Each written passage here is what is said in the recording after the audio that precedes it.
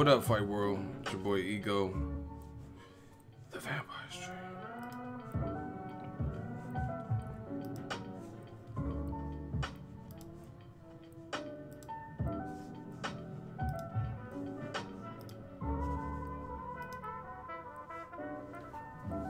Jules, what's up? Jermaine, what up? KD, the Vampire Stream.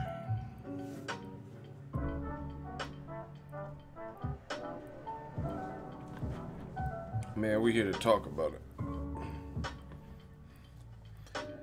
The Vampire Stream. Welcome.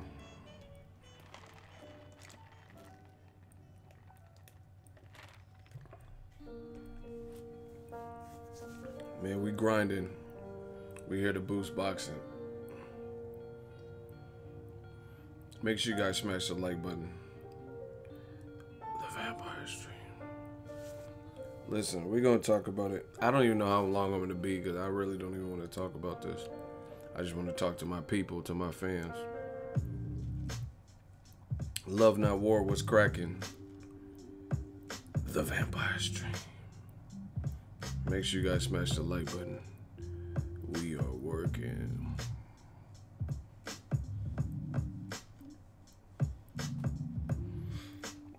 I watched the interview. Man, let me turn this fan on. It's hot out here. The Vampire Stream.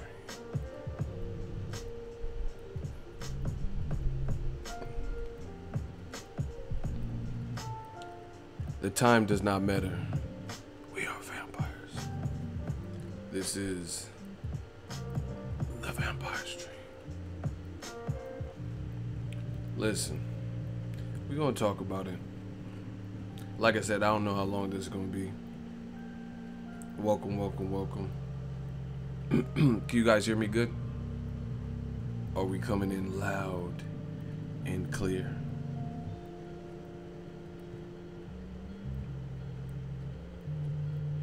I know that love. I don't know what that means.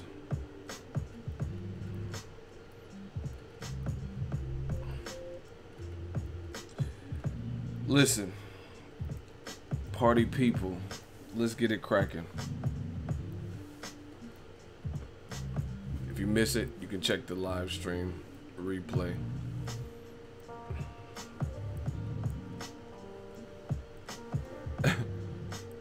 Drederick, he going ham. So, I just watched a video. I made a video about it. Watched the video. Shout out to Seconds Out. Right? They got a video, an exclusive interview with Eddie Hearn. And he said in that video, once again, conveniently blamed. Like, to be honest, I feel like Eddie Hearn has been doing damage control. Because he knew how this was going to be received. And he doesn't want it to look like his fighter is like ducking or avoiding. So as a result, he's going to tell you what happened and take the blame off. But there's too many questions. There's too many questions, too many inconsistencies. We're not falling for that. We can't fall for that. Like, I listen to both sides. I listen to what people say. And ultimately, you got to draw your conclusions based on the evidence that's present. Right? Lennox Lewis said his piece. I made a video about that. Tyson Fury told you what he thought. He said that Joshua's going to get chinned because Deontay Wilder's style is all wrong for AJ. And I believe Tyson Fury sparred AJ before. Right? I believe they sparred in the past. And he says that Wilder's style is all wrong and Eddie Hearn knows it. The video's on his Instagram. I made a video about it too. He said he knows Wilder's style is all wrong. So he's going to throw some filler fights in between, hopefully get Joshua's confidence ready or as good as it's gonna get, and then make the fight what he wants. It just, man, this, you guys notice something? I'll actually say Mayweather Pacquiao is the only exception, but more often than not, it's usually the A side. It's usually the A side that's not trying to make the fight. You know what I mean? Like Canelo versus Triple G. I think at first Triple G really wanted to fight, you know, when Canelo was at 155 still. And it was Triple G's side or Golden Boy's side or whatever that didn't look like they wanted to make the fight. I'm talking about like 2015, 2016, right around there. My night is going good. Shout out to Clay Rodriguez.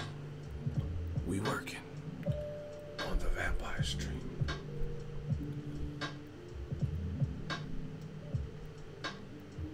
Ego, I think that Lennox Lewis's comment, you and boxing channel fighter going to put pressure on AJ. I don't know what your comment, what you just said really. Like, I don't know. Like, you have to rewrite it. I couldn't understand it. Joshua could be the A side in this fight. I mean, he's the one with the 90,000. But yeah, man, it's just disappointing. Eddie Hearn, listen, people, you guys have to be able to, like, I'm not always gonna be here to give you my insight. You know what I mean? I might be covering a fight or not feel like doing a video. As boxing fans, you gotta learn to look for the same clues. That's what I'm like really doing, like with this Ego's army. I'm trying to build soldiers who seek the truth. You know what I mean? Oh, the consistency is gonna force it. I'm trying to, we really build an army. You guys have to just look for what's being said and just interpret it. And here's another reason why I don't believe the Joshua side when it comes to this. Shout out to Kennedy Linder, shooter. Kenny Linder in the building, shooter extraordinaire. Here's another reason why. Okay. Here's a great reason, in my opinion, a great reason why I don't believe Team Joshua and Eddie Hearn. Do you notice, why do they sound so willing? You guys ready? If y'all want to hear this, listen. If y'all want to hear this, can I get a hell yeah?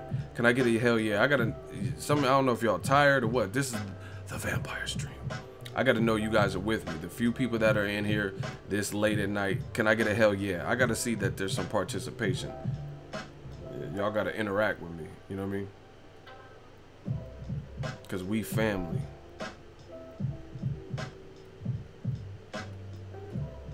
Clay, email me. Let me know what city you live in. Just send me an email with what you just said. Just email me. All right, listen.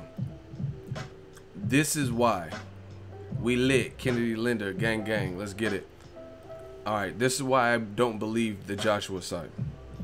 Notice their willingness to participate and succumb to the WBA ordering the mandatory. Let me say that again. Notice there is very little resistance, and Team Joshua is so willing to submit or succumb to the WBA's ordering of the Povetkin fight. So I played it for you on last night's live stream. Joshua said he wants to fight Povetkin more. And I mean, excuse me, he said he wants to fight Wilder, and he's not really worried about Povetkin, doesn't really want to fight him. But he's an option, right? But you notice the WBA, you're not like, why would you, if you really and truly wanted to fight Wilder more, say, hey, they were just about to send the paper back on Friday. See, Eddie Hearn keeps focusing on very minuscule things. You gotta look for the clues.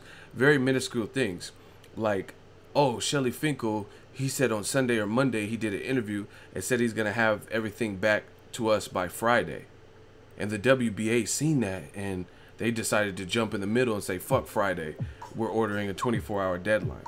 Doesn't really make sense, right? Why would if the WBA, we all know unifications trump mandatories, and the WBA seen an ESPN interview with the co-manager saying, hey, we're right there, we can send this to you on Friday, why would they just jump in the middle and then say, fuck that, we're sick of waiting, we already waited 2 months, when you are this close? You were this close to allegedly getting it done. They say, hey, no problem, Wilder's willing to sign. That came out last week. And then on Sunday, Monday, they're saying Friday is go time. We had 2 little notes that we had to add and little questions, no biggie, and then we got this. So the WBA sees that you're about to wrap things up finally, right?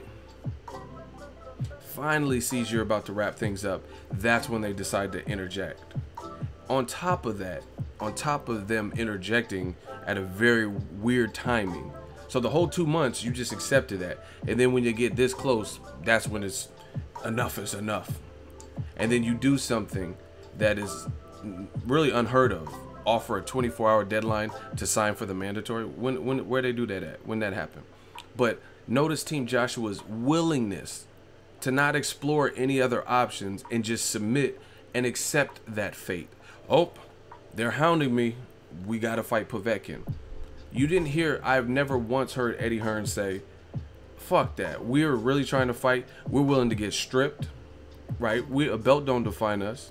That's extreme. You know what I mean? That's the most extreme of things, being willing to get stripped. But even if you want to keep your belt, I've never heard Eddie Hearn say something to the effect of, hey, Povetkin, we will sign a contract for you.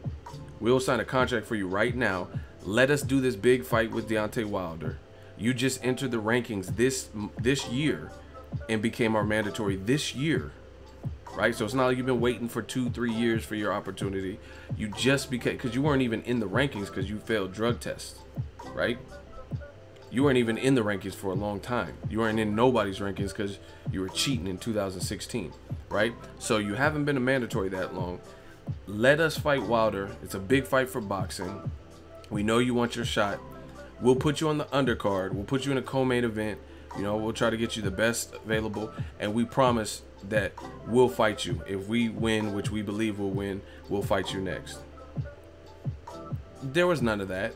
Hey, step aside money or whatever. It was just like, oh, the WBA is pressuring us. We got to do it now. Sorry, they waited too long.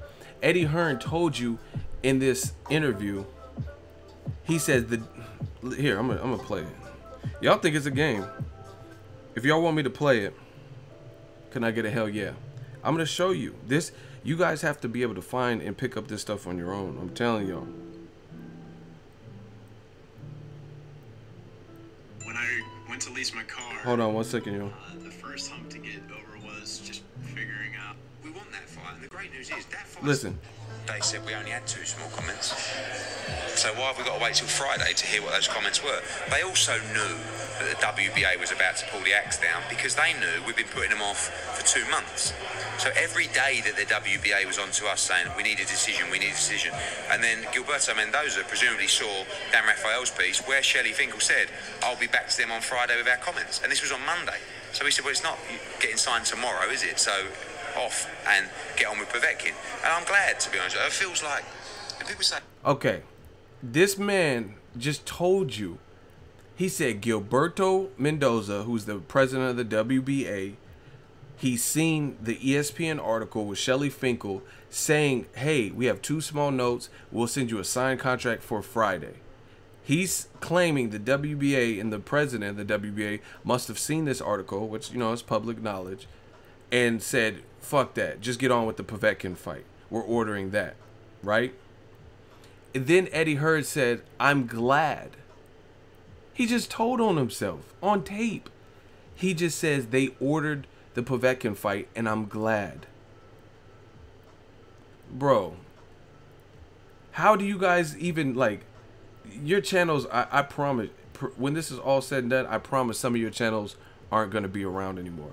If you can't keep it real when the evidence is this, like, this in your face, and you still, like, just trying to say the opposite of what new media is saying, trying to be the opposite of Ego's Army, I promise you, your channel's not going to be around. Just listen.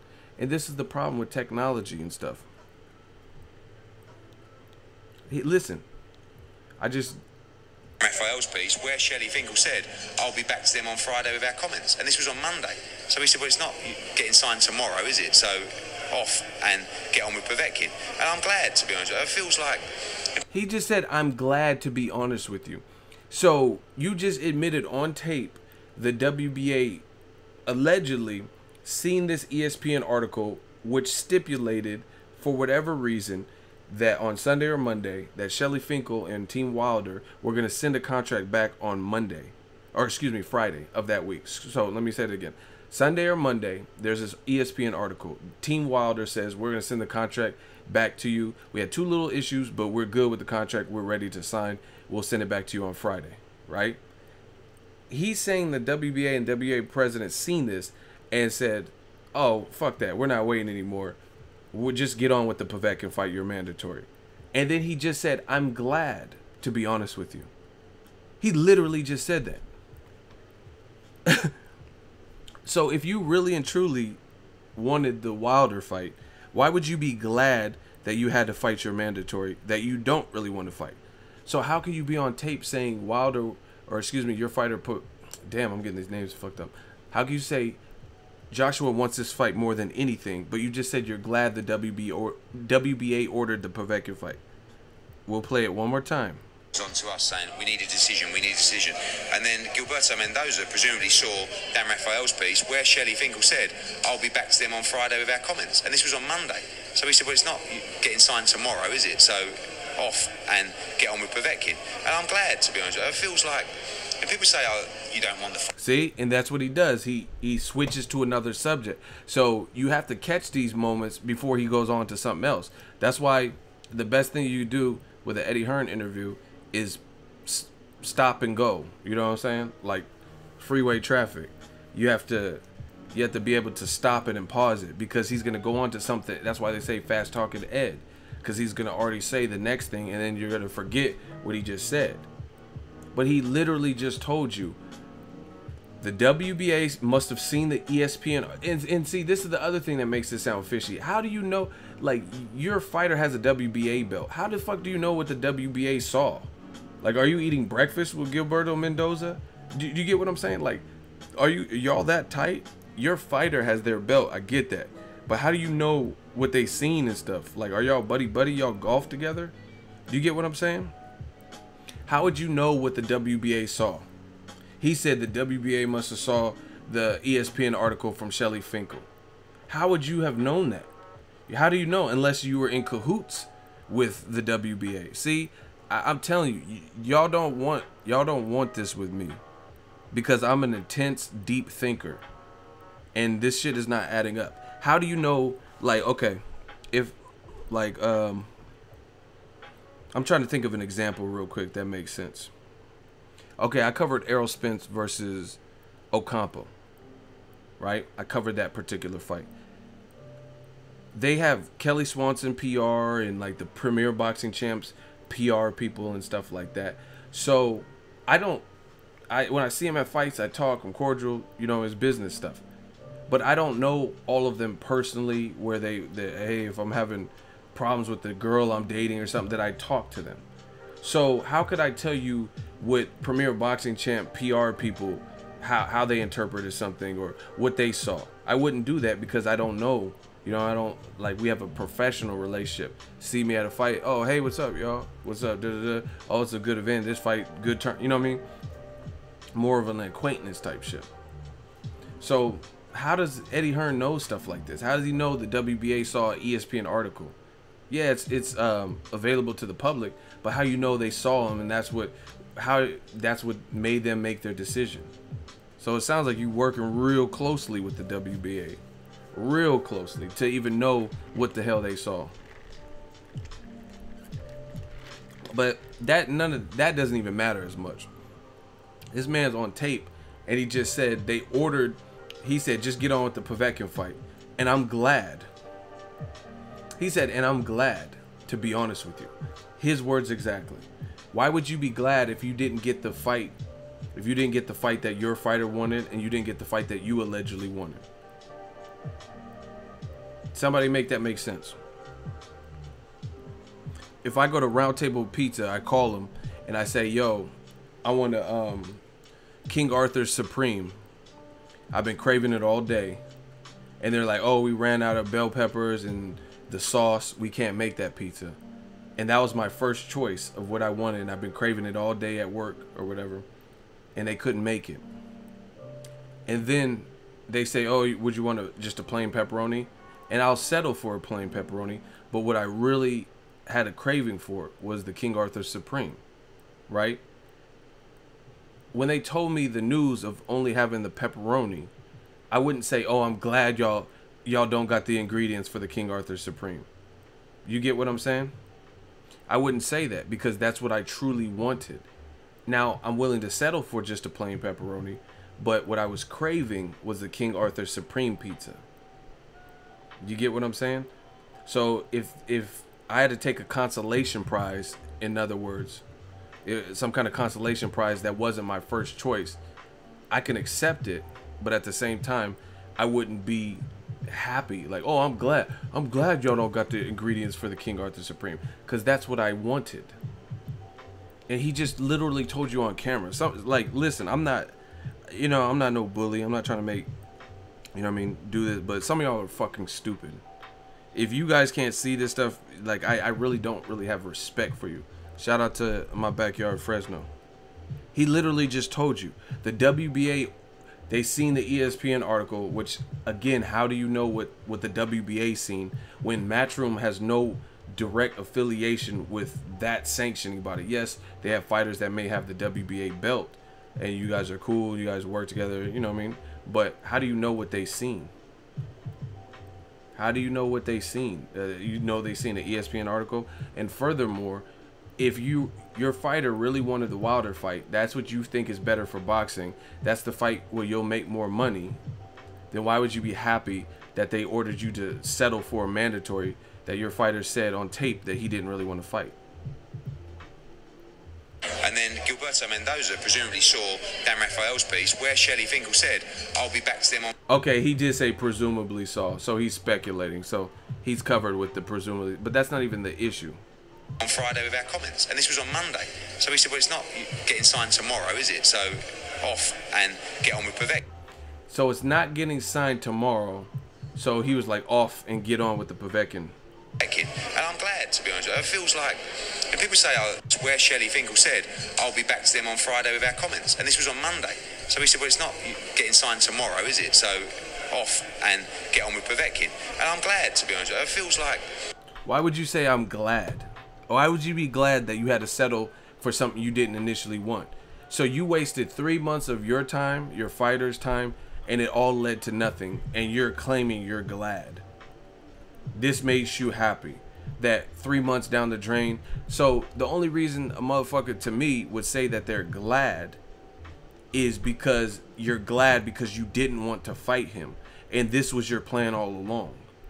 Why would someone have a consolation plan, or excuse me, consolation prize, and even if it's something you're willing to settle for as a consolation, you wouldn't say I'm glad?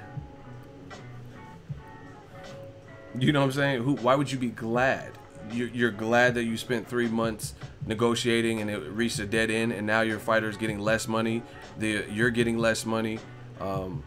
Joshua will get less respect for a Povetkin win than he would a Wilder, and you're glad. That doesn't even make sense. And you guys settle for this type of stuff. Team Tago or Tago, $5 super chat. Shmoney Gang, it says new media, hashtag new media, hashtag the vampire stream. Again, you guys are getting shitted on because you're the ones, the people who are trying to defend this look continually stupid. It's like a perpetual motion machine. You know those perpetual motions where the ball just hits and clanks and it won't stop? That's how you guys won't stop looking stupid. It's just like perpetual motion, and it just keeps going on and on. I've yet to see the Joshua apologists, the AJ protectors look great in recent articles or recent interviews in these situations, and I haven't seen these same types of inconsistencies. Why? Once again, somebody answer that. We'll do a hot seat right now. Why would you say you're glad that the WBA ordered Povetkin? That's what I'm saying. I told you, Eddie Hearn likes to be in front of the camera. He likes the limelight. He likes talking. And when you're talking, you're bound to slip up. I just seen it's a meme now, but it looked like a track game or a track race, or they're interviewing this fighter. He was like African or something, and they said, "Oh, what do you think?" He's like, "Oh, first of all, I want to thank my wife and my girlfriend." And he's like, "Oh, oops, I'm sorry," because he knows he fucked up. He said, "I want to thank my." It's on. You guys can find it online. He said, "I want to thank my wife and my girlfriend," and then he's like, "Oh, my bad. I'm sorry." So that sounds like he has something going on, like he has a side piece, and then not thinking, just talking freely, it actually slipped out. And that's what Eddie Hearn does. Because once again, if you wait, I know myself. I tell you guys, I'm very consistent. I do not like doing double work.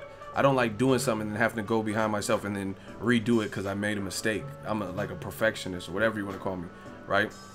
So if I wasted 3 months building something and then it just collapsed because I didn't create the foundation good, like let's say I built a shed or something and I didn't do it properly, and then after 3 months of day by day, you know what I mean, little by little building this, because I didn't create the foundation right, I get to the trying to put the roof on and the whole shit collapse. I wouldn't feel good. I wouldn't be like, oh, I'm glad that happened. I wouldn't say that, because that's a waste of my fucking time.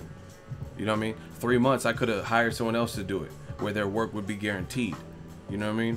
But I don't want to work on something for 3 months and then it takes me back to square one. So why would you, again, on tape, just today, this just came out, why would you say the WBA on the phone, they must have seen the ESPN, presumably seen the ESPN Shelly Finkel interview saying they'll send the contract back Friday. So you're glad that they interjected in the midweek and cock blocked the fight that you've been working on for 3 months. That's what I'm saying. People be telling on themselves and they don't even realize it. They don't even realize. Somebody make that make sense. Any of you apologists, because I would love to hear you explain that. Why would you be glad that something you've been diligently working on, back and forth, drafting up contracts, or having your secretary or your people or your lawyer take a look at the $50 million offer, getting on the phone with Shelly Finkel, your pops meeting with Shelly Finkel in New York, and plane flights, and managing a fight card, and then answering Wilder questions? Why would you be happy that the WBA, when you were this close, or allegedly this close, you're supposed to get this shit back on Friday, you're happy they intervened? So that's what I'm saying to you guys. Another reason that it makes it unbelievable that Joshua's team really wanted to fight, right? It makes it unbelievable is how easy and easily Team Joshua succumbed when the WBA intervened. Like Extreme, they could have been like, fuck a belt. We don't need a belt. We want to fight this man. So if you're going to strip us, you're not going to be a part of the biggest fight in the last 10 years, or one of them, right? 2, step aside money to Povetkin. Or 3, plead for mercy. Just say, WBA, please. We wasted 2 months of our life, 3 months, or whatever it's been. 2-3 months of our life. We're this close. Give us till next week. I implore you. That's not uncommon. And the WBA would be fucked up. They'd be fucked up if they said no. Right? They'd be fucked up. So when someone, it's just like, have you ever, here's an example. Oh my gosh, I'm on fire. Smash the like button, man. We about to body some motherfuckers today. I'm on fire though. Let's get it. If y'all want to hear this fire point, can I get a hell yeah in the comment section? I got y'all. Eagles Army, smash the like button. That's what I'm talking about, how easy they succumb. I know if I worked on something 2-3 months and I feel like I'm wrapping it up, we're closing the deal. Because I used to work, listen, I used to work at Lowe's. Sometimes we had those sales that were super hard. Like, it'd be an expensive carpet job. I used to manage the flooring department. That was one of my departments, right? And we had an expensive flooring job with the contractor, or it could be an independent, like a person's house. They have a big house, and it was like a $13,000 job or $20,000 or whatever, you know. Or it could be like a whole apartment complex. So let's say it was a $50,000 job, whatever, a big job for the store. It'll help us get closer to our bonus. And then some people, you have to get carpet samples. You have to call the vendor. You have to see if you can expedite it. You have to work out percentages off. You have to find crown molding, right? You have to do all these different things. So if I got this close to closing the deal and I had been working with this customer, we don't even have to say months, but because I don't know if how realistic that is, but sometimes, I guess sometimes it'd be months, but we'll say 2-3 weeks. I've been working with this customer, contacting vendors, softening them up, buttering them up, getting them interested, and then they went over, and then I seen them again, like, oh, are you still interested in that carpet? And they're like, oh no, we picked it out from Home Depot. Then I would be pissed. You know why I'd be pissed? Because I worked at Lowe's and they just went to Home Depot, and they've been getting information from me, and I've been spending a lot of time, and I was so diligent trying to close the sale, and then they just went somewhere else, which is, you know, it's a free country, you can buy it for yourself. But I wouldn't be happy. I wouldn't say, oh, I'm glad you went to Home Depot, bitch. I wouldn't do that.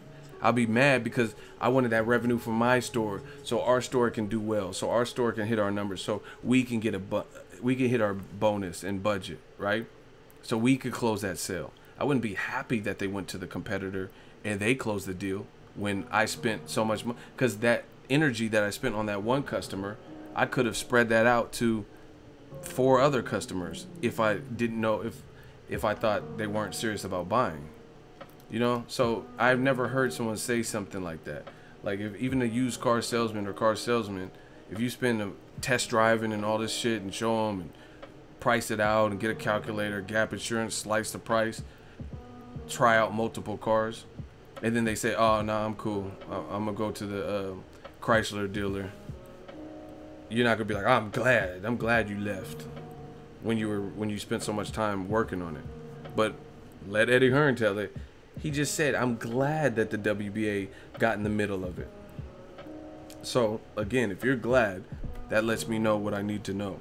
You're glad because you didn't have any intentions of fighting that man. Why else would you be glad? Here's another thing. I'm telling you, like, Eddie Hearn should probably just stop interviewing. Just fuck it. Just fight Povetkin. You're doing it. Just work on the zone. I mean, I can't tell another grown man how to run their business, but I'm just saying in my opinion, because all this damage control is making it worse. I would probably focus on the Povetkin fight, Joseph Parker, Dillian White fight, but this stuff is bad. Listen. Knew that the WBA was about to pull the axe down because they knew we've been putting time. But then when it all went tits up on Monday, they said we only had 2 small comments. So why have we got to wait till Friday to hear what those comments were? They also knew that. See, he says when it went tits up on Monday, they said we only have 2 small comments. See, and this is what people do when they try to con you. They focus on something that's really this minuscule in the grand scheme of things, and they want people to cling on and catch on and latch on and bite on to those points that are really of no consequence. He keeps saying in every interview that Shelly Finkel did an interview with ESPN, and he said on Sunday or Monday, right? And I see fans even trying to use this.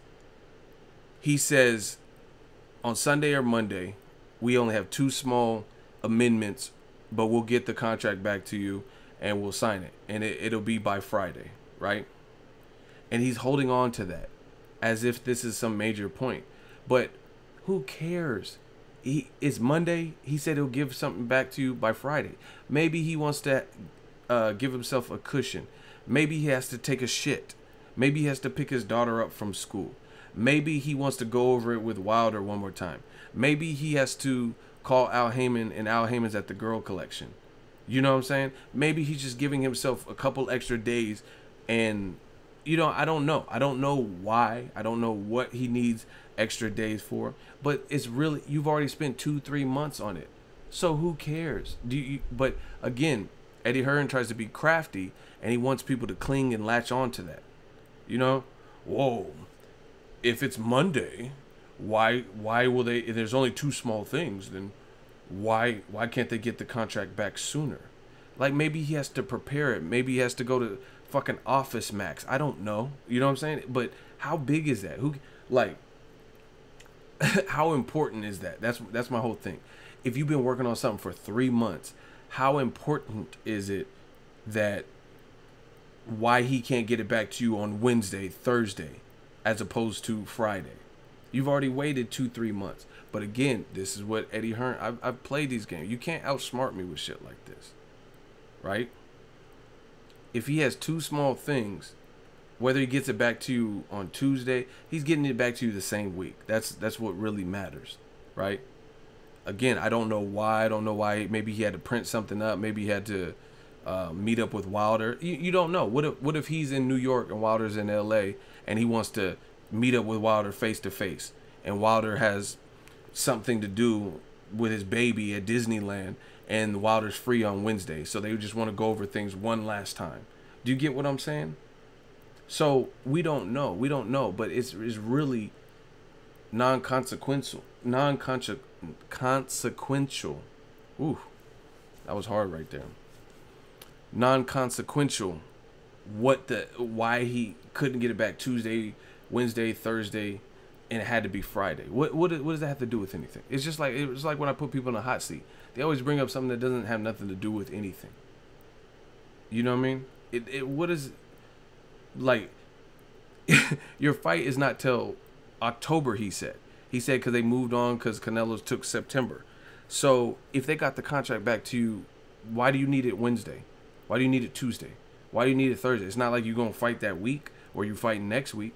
Somebody answer that. All the people using that as an excuse. Tell me why he needed a contract from Tuesday to Thursday when the fight wouldn't even be till October.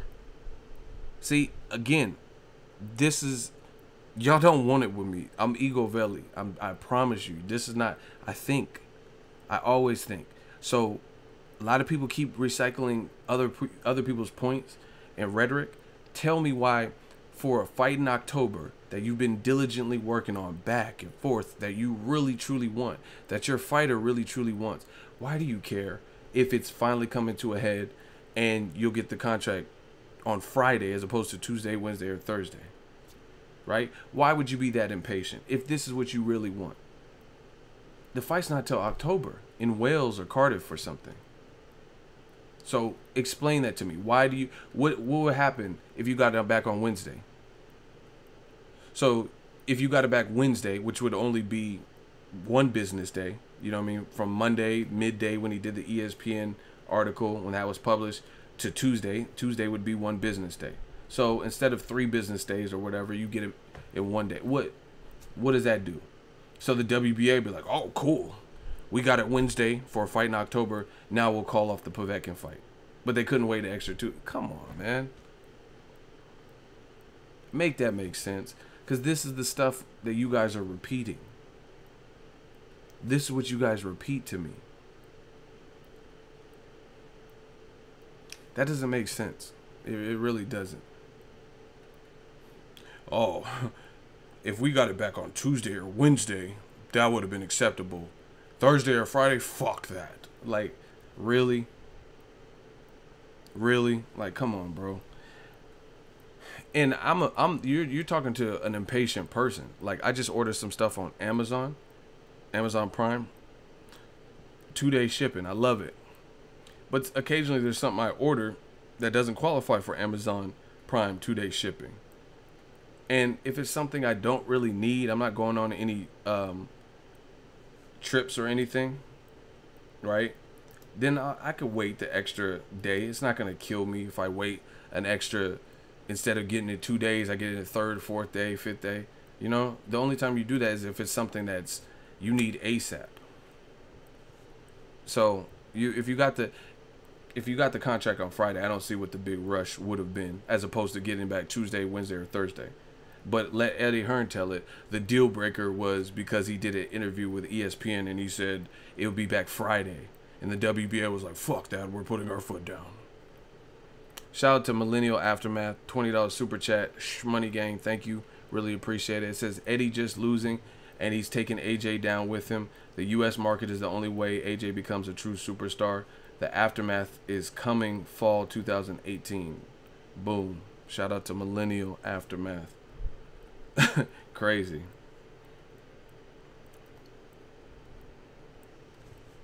You know what I mean? So, like, all the people, see, this is what I ask you guys to do. And I still haven't heard one person answer. Shout out to you for the super chat, though. What is the difference? What's the huge, because people like to repeat what they hear. They like to repeat someone else's point. But then when you really analyze it and break it down, what does it really mean? Once again, I'll ask again and then we can move on. If Eddie Hearn, the interview came out Monday midday because I reported about it, right? The ESPN Shelly Finkel will have the contract back Friday, right? So let's say the WBA seen it that day. If they got the contract back Tuesday, Wednesday, Thursday, or Friday, how does that really make much of a difference for an October fight? You already let majority of the time was the 2 months getting to this point. Do you get what I'm saying? So how would it have been that imperative that it came back on Wednesday as opposed to Friday? Like, really, for a mega fight, mega millions. Oh, I could have did Wednesday or Thursday, but Friday, fuck no, absolutely not. Really? So it's a horrible time for the WBA to intervene, and the fact that Eddie Hearn admitted on tape that he's glad, it goes to show you that they're glad because this is not the fight they wanted next. Listen. The WBA was about to pull the axe down because they knew. They said we only had 2 small comments. So why have we got to wait till Friday to hear what those comments were? They also knew that the WBA was about to pull the axe down because they knew we've been putting them off for 2 months. So every day that the WBA was on to us saying we need a decision, and then once again, that doesn't sound realistic. Let me explain what he just said, in case you couldn't hear.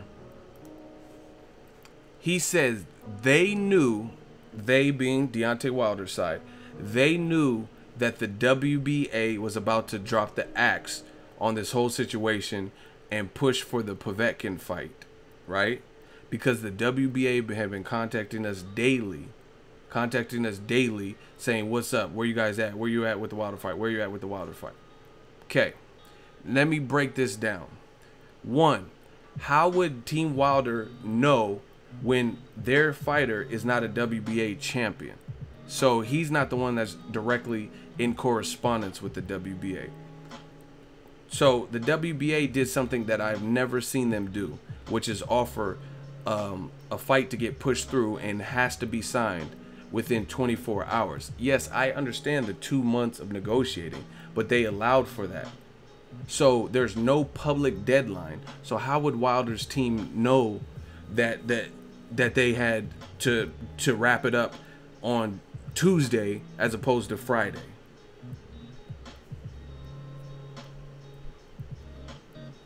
Explain that. All right, we got a hot seat. T. Graham says you are lying. What have I lied about? If you say I'm lying, you have 1 chance because I know you're wasting people's time. What did I lie about? I just asked the question, so I'd love to hear what I lied about.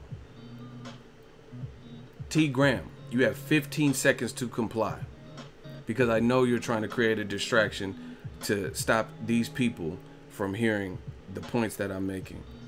T. Graham, 14 seconds. Something earlier. Strike 1. What did I lie about? Just say it. Stop wasting time. I'm gone. You are gone. Shooter, get rid of T. Graham. He just said I'm gone. He refuses to answer. Get him the fuck out of here. That was easy. His name is T-E-E Graham. Defend yourself. Nah, he don't want to defend himself. So Kennedy Linder's going to defend it for him. He's going to clap him. See? Let me get right back to it because I know they're trying to cause distractions so you guys forget or I forget my points. Once again, Wilder's not a WBA guy. He's a WBC champion. So how would they know that the WBA was going to drop the axe on Tuesday and order something that I've literally never seen, a 24-hour deadline to fight the mandatory? How would they? How would Shelly Finkel? He said here, I'll play it again. He said they knew the WBA was about to drop the axe. There was no announced deadline. There was like, oh, if you don't agree by July 1st, it goes to purse bid. There was nothing like that. So how would they have known that the WBA was going to drop the axe? Explain that. And Gilberto knew we've been putting them off. They said we only had 2 small comments. So why have we got to wait till Friday to hear what those comments were? They also knew that the WBA was about to pull the axe down because they knew we've been putting them off for 2 months. Makes no sense. They knew that the WBA was going to put the axe down. How? Nobody knew that the WBA is going to say right then and there, yo, we haven't heard an answer, so today is the day, and you got 24 hours. When does that ever happen in boxing? Give me one other example in boxing where a sanctioning body says, we're tired of waiting for you to negotiate versus whatever person, and now you have 24 hours to sign without nobody knowing. Like, let's say Danny Jacobs and Sergey Derevyanchenko, they have up until like July 4th or something to negotiate. If not, it goes to purse bid. But both camps have received a letter from the IBF, and I know this for a fact, right?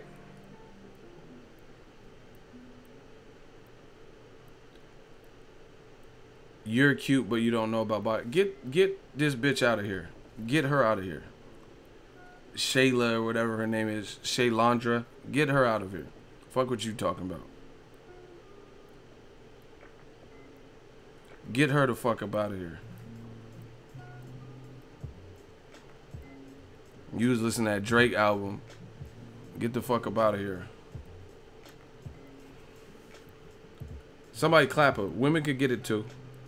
This ain't just men. We clap anybody. Anybody can, man. Shaylandra Williams. Hot seat my ass. You need to get a hot comb with your ugly ass hair. Get her out of here, man. Shooters. Get Shaylandra out of here. That's an ugly ass name. You ain't my type. I ain't answering shit. You ugly. I don't answer ugly women. If I get an ugly server at Denny's, she's like, what would you like to eat? Check, please. I don't answer. I don't say nothing. I write it down on a piece of paper. You don't get to hear my voice if you ugly. My voice too sexy for me to talk back to you. What would you like to drink, sir? I just slide him a note. I'm fucking Boxingego. What you mean? I don't talk to ugly women. Unless they ugly fans. I will take a picture with ugly fans. It's happened. But I don't prefer to do it. She need a hot comb. Ugly ass, dusty ass, wretched ass, scoundrel. Fuck out my stream. You got hella dandruff and shit. Talking about you cute. Well, you ain't. I'm cute, but you ain't. I get on my Denzel shit. Yeah, okay, you said I'm cute, but you ain't. Looking like El Kukui. Fuck out of here. Anyway. I told you women could get it too, man. Hey, Faith, baby. Faith's my homegirl. Come to, if you fine, I want you to watch the channel. But if you ugly, I don't really want you. Like, ugly dudes, you know, I don't care because I don't give a fuck what dudes look like. But if you're a female, please be bad. Like, be pretty. Get your nails done. Like, have a cute smile. Don't be having, like, chocolate in your teeth and all that. I love female boxing fans. A lot of them are fine in a motherfucker. When I got in this game, I thought they all looked like, you know, like Amanda Nunes. But there's some, I thought it was going to be some Queen Latifah set it off looking bitches, but there's some real work in the boxing world. But anyway, enough of that. So, Eddie Hearn claims that Wilder's side just knew that the WBA was going to drop the axe. How would they know? When there was no, where's the formal letter saying, hey, if you guys, we sick of waiting. Povetkin's, it was ordered in April, won't. You know, like how they do with purse bids. It's very organized. This shit is very organized. They send you a letter, like Daniel Jacobs, Sergey Derevyanchenko. If you guys cannot agree, or an email or something, if you cannot agree to this fight by July 4th, it goes to purse bid. And then here's the rule. That's how it works.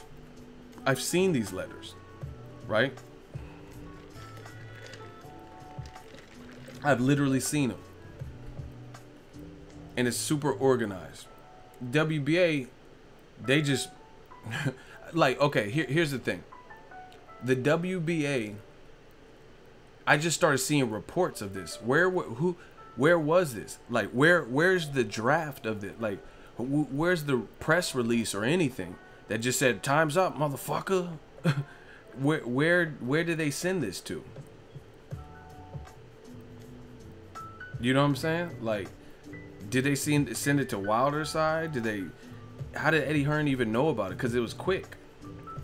It's just like I woke up one day and it's like WBA orders Povetkin on. It just said it on Sky Sports. And I'm like, what the fuck? So they sent it to Sky Sports or what? Because it wasn't a no.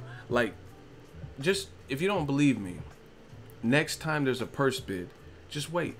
Like Kubrat Pulev versus Gerald Miller. There's dates in place that you can research, and it'll be like, yo, Kubrat Pulev, Gerald Big Baby Miller, you have up until this date to agree. If you don't agree by this date, it's going to purse bid. Daniel Miracle Man fucking Jacobs, Sergey Derevyanchenko, you are the highest rated guys with the IBF. You have until this date to agree. If you do not, then it's going to purse bid. Guess what? Here's another example that I just thought of. Daniel Jacobs versus Gennady Golovkin. That was a fight that was ordered. Daniel Jacobs wanted more money. He was the WBA champion. Am I wrong? I just thought of this. I'm about to burn you guys fucking live. Am I wrong? Was Daniel Jacobs the regular WBA champion last year? Okay, I'm right. Golovkin was the super champion. Daniel Jacobs was the regular champion. See, this is why you shouldn't play with... I'm a fucking dangerous mind, Michelle Pfeiffer. My mind does not work like other people. I have good memory when it comes to certain things. Time to light them up. December 10th, Canelo was supposed to fight. Right? I'm talking about December 10th. What year was that? That would have been 2016, right? Research all this. Canelo was supposed to fight. He got injured in the Liam Smith fight. He's off. Then they were going to give the date to Golovkin versus Daniel Jacobs on December 10th. I'm telling you, my mind, I'm on some Rain Man shit. I just remember that that was a WBA fight to consolidate Golovkin's WBA super belt and his WBA regular belt, right? That fight ultimately got postponed until March because Jacobs didn't want the 75-25% split that he would be entitled to challenging for the super belt. So the teams took more time to negotiate to make that fight, right? It took more time. And then Terrence Crawford, see, I'm telling you, Crawford fought John Molina December 10th and Anthony Joshua fought on December 10th. I think it was against Eric Molina, and Klitschko jumped in the ring. Look, I don't have my phone on me. I just remember this. I covered the Terrence Crawford fight. How do I remember the date of December 10th? I'm telling you, you're not dealing with it. I'm not human. How do I remember all that off the top of my head with no encyclopedia? So there was 3 people, or the third person was Crawford, John Molina, right? And I covered that fight. That was on December 10th. But it was supposed to be Canelo. He got injured, so he was out for the rest of the year. Then it was supposed to be the WBA consolidation fight between Gennady Triple G versus Daniel Jacobs. Jacobs didn't want the amount of money that he was entitled, the 25% or whatnot, so they took more time. So it was actually stretched out, just like this Joshua Wilder shit. Right? It was stretched the fuck out. And it was like, they were negotiating before December 10th. Because December 10th was the targeted date, motherfucker. It was the targeted date for them to fight. So they were negotiating before that. Jacobs didn't want 25%. And then I think Tom Loeffler did whatever he had to do. And Jacobs' representative, Lou DiBella or whoever the fuck, they did what they had to do and notify the WBA, hey, these two motherfuckers, Golovkin and Jacobs, want to fight each other. That's not an issue. We understand purse bids and stuff, how it works. We're coming to an agreement. We're wrapping it up. And then they did that. And that's another fight I covered. And it happened in March. And here's another thing I remember. When it happened in March, it was one of the worst snowstorms. Well, this is because I went to the fight. But when it happened in March, it was one of the worst snowstorms that New York had seen in like 5 years or 10 years or something. It was crazy. They even changed the weigh-in time. I remember all of this. So how come the Golovkin Jacobs WBA for a WBA belt, the negotiations spanned from this time, and they were targeting December 10th. The shit didn't happen until March of the next year. You get what I'm saying? So once again, look at this Joshua Wilder. If they really and truly wanted to fight, how is it that the Tom Loeffler Triple G side and Jacob side, they were able to stay in communication with the WBA and do whatever they had to do to appease them and let them know, I understand it's supposed to go to purse bid. I understand these are long negotiations. The guys want to fight each other, and we're making ground. We're making headway, and just give us some more time, right? And then they did it, and then we all got to see the fight, and that's it. Period. But when it comes to the Jacobs, or excuse me, the Anthony Johnson versus Wilder fight, nobody knew of these dates. Nobody knew of, it's going to purse bid. Your deadline is it. Why wouldn't the WBA, these are simple points, but so effective. Why wouldn't the WBA, I understand you want you have rules, a rule set and all that, but why would they not be more structured and say, yo, Povetkin's waiting, he's pissed, he's 39 years old, he's not getting any younger, right? You got to come to an agreement. The latest you could come to an agreement is June 26th. If it's anything after that, the fight's over. So then at least there's a digital virtual timer for both parties, and they know that if they don't come to an agreement by June 26th, the public, both camps know that it's a wrap. How are you just gonna come out of nowhere and say 24 hours, motherfucker? Come on. Y'all ain't fucking with it. Here's an example. I travel all the time. This is my business. I'm a businessman, you know, because you find me at my places of business. Sometimes staying up for you guys, pumping out footage on my laptop, I'm tired as fuck, and I have a late flight. So I'll call the hotel front desk from my phone. Hey, this is Ego. I need a late checkout, right? And they're gonna tell me we can't do it. But then I tell them, they're going to either say one of a few things, or we can't do it, which they don't tell me, because I tell them, motherfucker, I'm boxing Ego. I am boxing. So this is what they tell me. Oh, late checkout, we can give you till 12. Hey, I still got to pack. I need a little bit more time. I'm a Hotels.com rewards member. Oh, yeah, then the latest we could do is 1:30. Cool. I'll brush my teeth, get ready, get a little breakfast. 1:30 is the date. That's the time. So now in my head, I understand. I have until 1:30 to get the fuck out of that room. See how that works?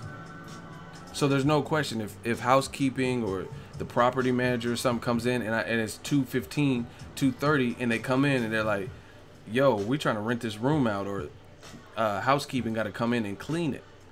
You still in here? What is you doing?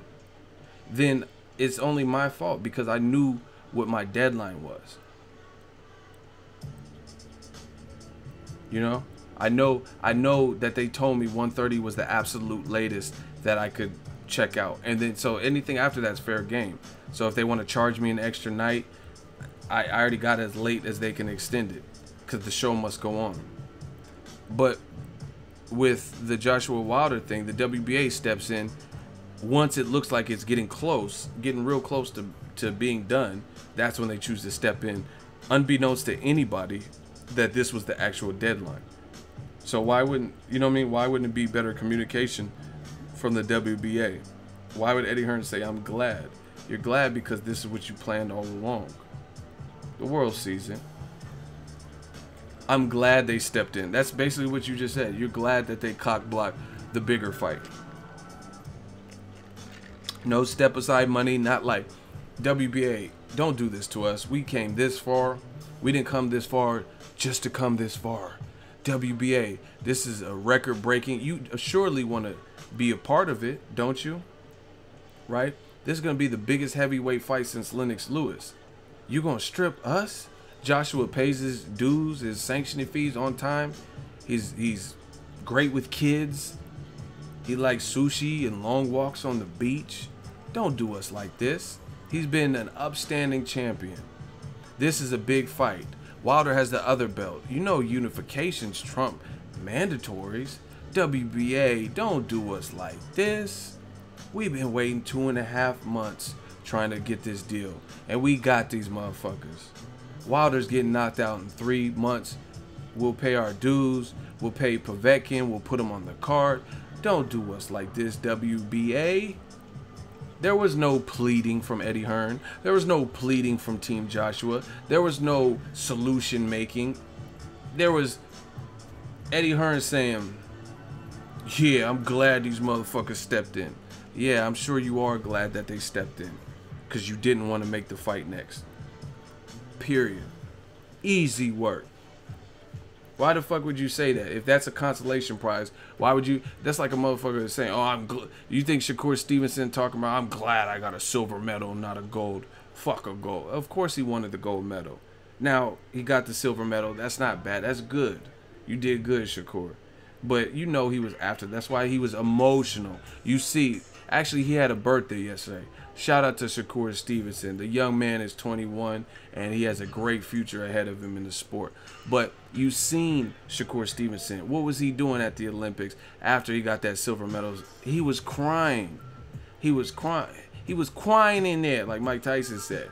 And I respect that, because he's a true competitor. That's why he was crying. He was crying because he was hurt, because he wanted that gold medal. So Eddie Hearn, Matchroom, Barry Hearn, Anthony Joshua, your gold medal is undisputed. Your gold medal is that Wilder fight. Why would you be glad that you get a silver medal fight with Povetkin? You seen how Shakur acted? He was like, oh, it hurts. I trained so hard for it. You know what I mean? I felt him. I understood where he was coming from. I understood the agony. But you got Eddie Hearn up here talking about, yeah, I'm glad the WBA, a few days before they were going to send us the contract, I'm glad they stepped in. I'm sure you were glad. And that tells you everything you need to know. Listen. Y'all can't fuck with me. And I know you know So that. every day that the WBA was on to us saying, we need a decision, we need a decision.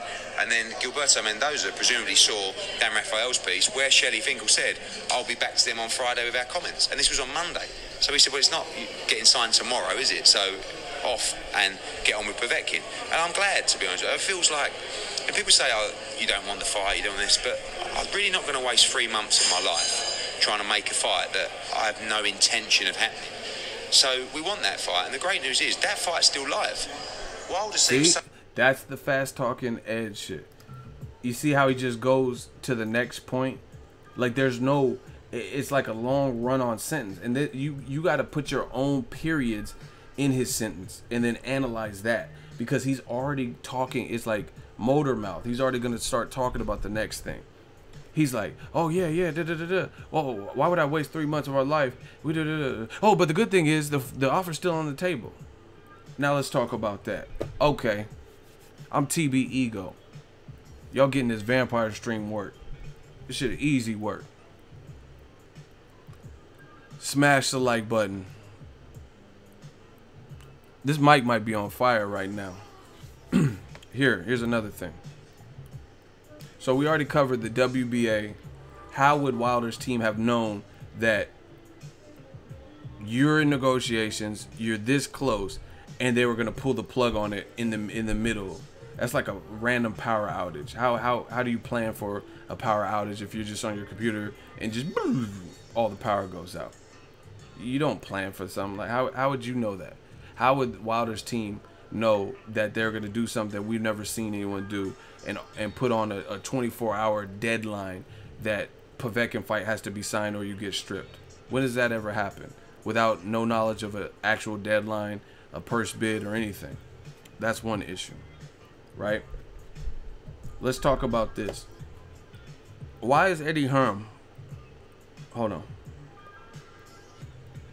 We working. Why is Eddie Hearn offering Wilder $5 million to fight on DAZN? Why would Wilder want to fight on DAZN if he's been trying? It's just like Dylan. These are the obstacles and hurdles that. Do you notice it keeps coming from Eddie Hearn, Joshua's side? Wilder said, I'm so frustrated. I want to fight Joshua. Oh, but Dillian, why? We're not talking about Dillian White. He's solid. He's cool. But he lost to Joshua, the guy Wilder wants to fight. And then they were pushing that. And they were pushing that. Remember, he was like, oh, the broadcasters before tonight, they only want to see Joshua Wilder. That's what he said post-fight after the Lucas Brown knockout. But now, after Lucas Brown got knocked out, now they want to see Dillian White or Wilder. Dillian White and Wilder or Wilder Joshua. But you were throwing, before the Lucas Brown knockout, you were throwing Dillian White on Wilder. So you just caught yourself up in that too. After the Lucas Brown knockout, Dillian White versus Lucas Brown, Lucas got knocked the fuck out. Cool. Post-fight, Eddie Hearn, check my work. Eddie Hearn says, before tonight, the broadcasters were only interested in Joshua Wilder. But after this performance, now they'll be interested in Dillian White versus Wilder. That's what Hearn said. But you were throwing Dillian White onto Deontay Wilder even before the Lucas Brown knockout. Explain that.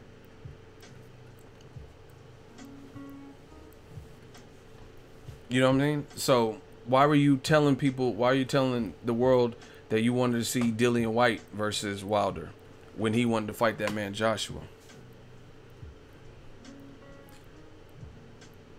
Doesn't make sense. But let's fast forward to more current events.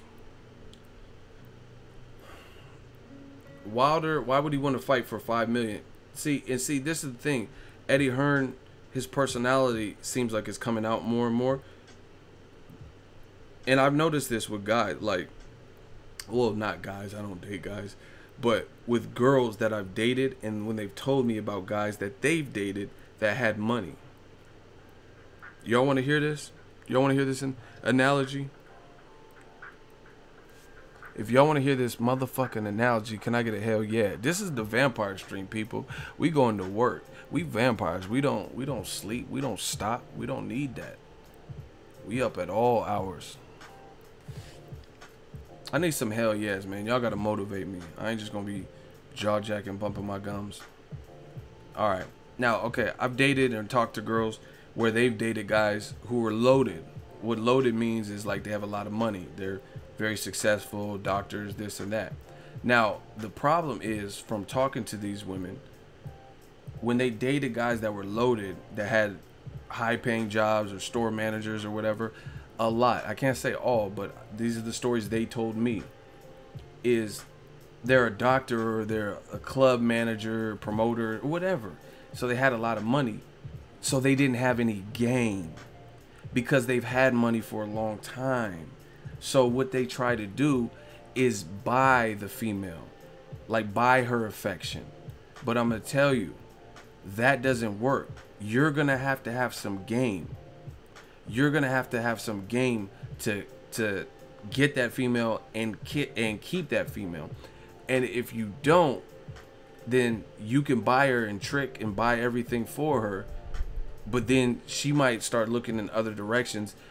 Somebody who's going to fulfill her other needs. Good conversation, makes her laugh, keeps a smile on her face, dicks her down. She's going to look for that. Because the only thing you good for is breaking bread, the money stuff, buying her stuff, buying her purses. So you're either going to attract the wrong type of female or she's going to lose interest. Because I think relationships, see, now I'm getting to alpha ego, and I'm really probably going to start that channel, the alpha ego channel, because some of y'all need some work. But we're going to talk a little alpha ego. The thing is, money doesn't buy certain things, especially for a female. What I learned about females is their minds are different. A dude can see a girl that looks good.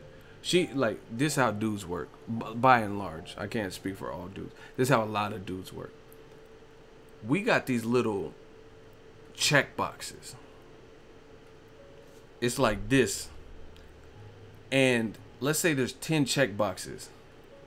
If you satisfy 3 or so of those check boxes, I mean, the more the merrier, the more the better. But if you have like probably about a cool 3, we'll probably mess with you.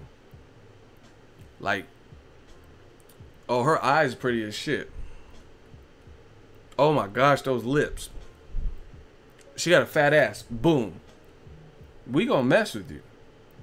You had that. Like, it don't matter about the other shit. She had ass, lips, and her eyes is sexy. She could have a peg leg, toe jam. The other shit, we just gonna deal with.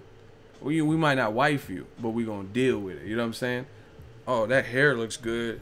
She knows how to dress. We're not like, oh, what's her values and what type of job does she have? What's her ideals on merit? Like, oh shit, you got 3? Oh, you got tig old bitties? Okay. Oh, you smell good. And we gonna just get it cracking. You know what I'm saying? Females, it works different. Someone said fat ass is important on that list. Y'all fools. You know what I mean? So we got a simple checklist. Like, oh yeah, 3 out of 20, you good.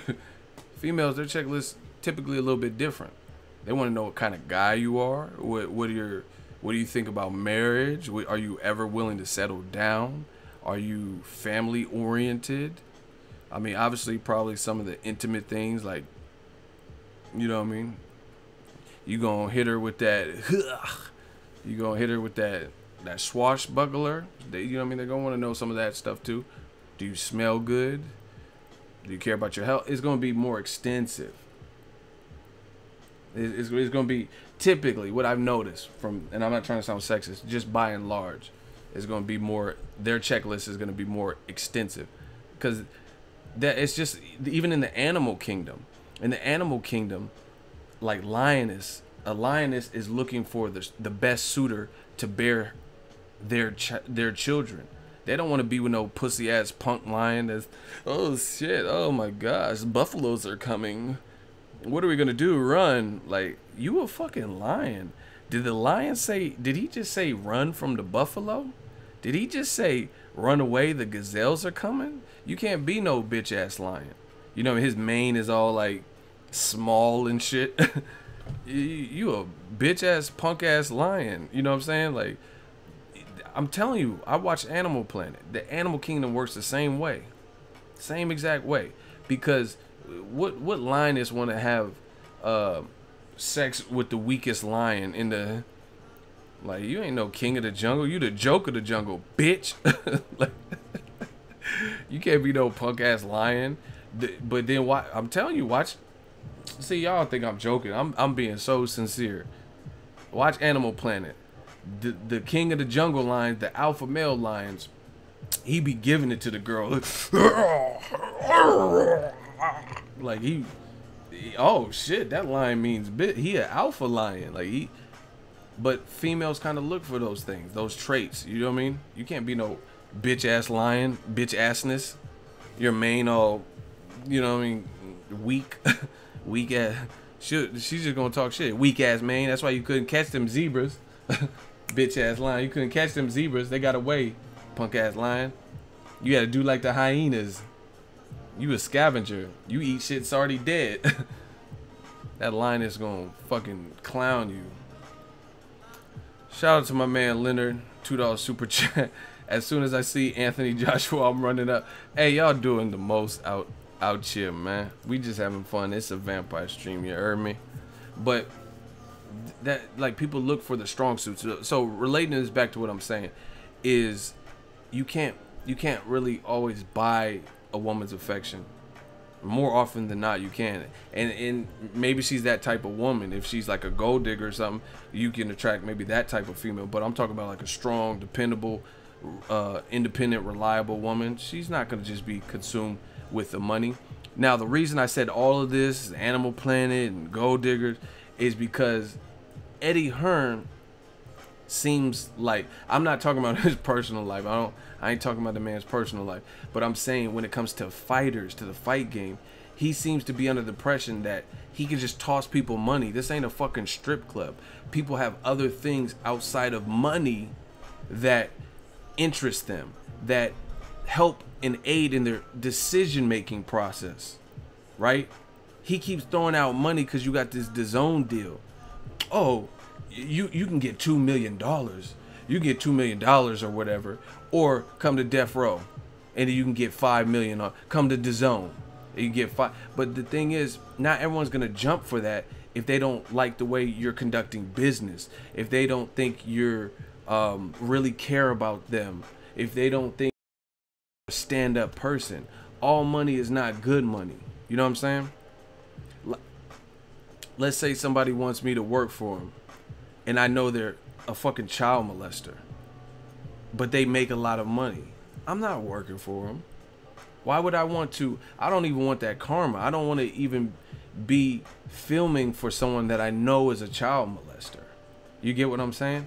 Like, so you have to understand, you can't just throw money at people. I don't want to aid somebody and help them and knowingly do business with somebody that I don't respect.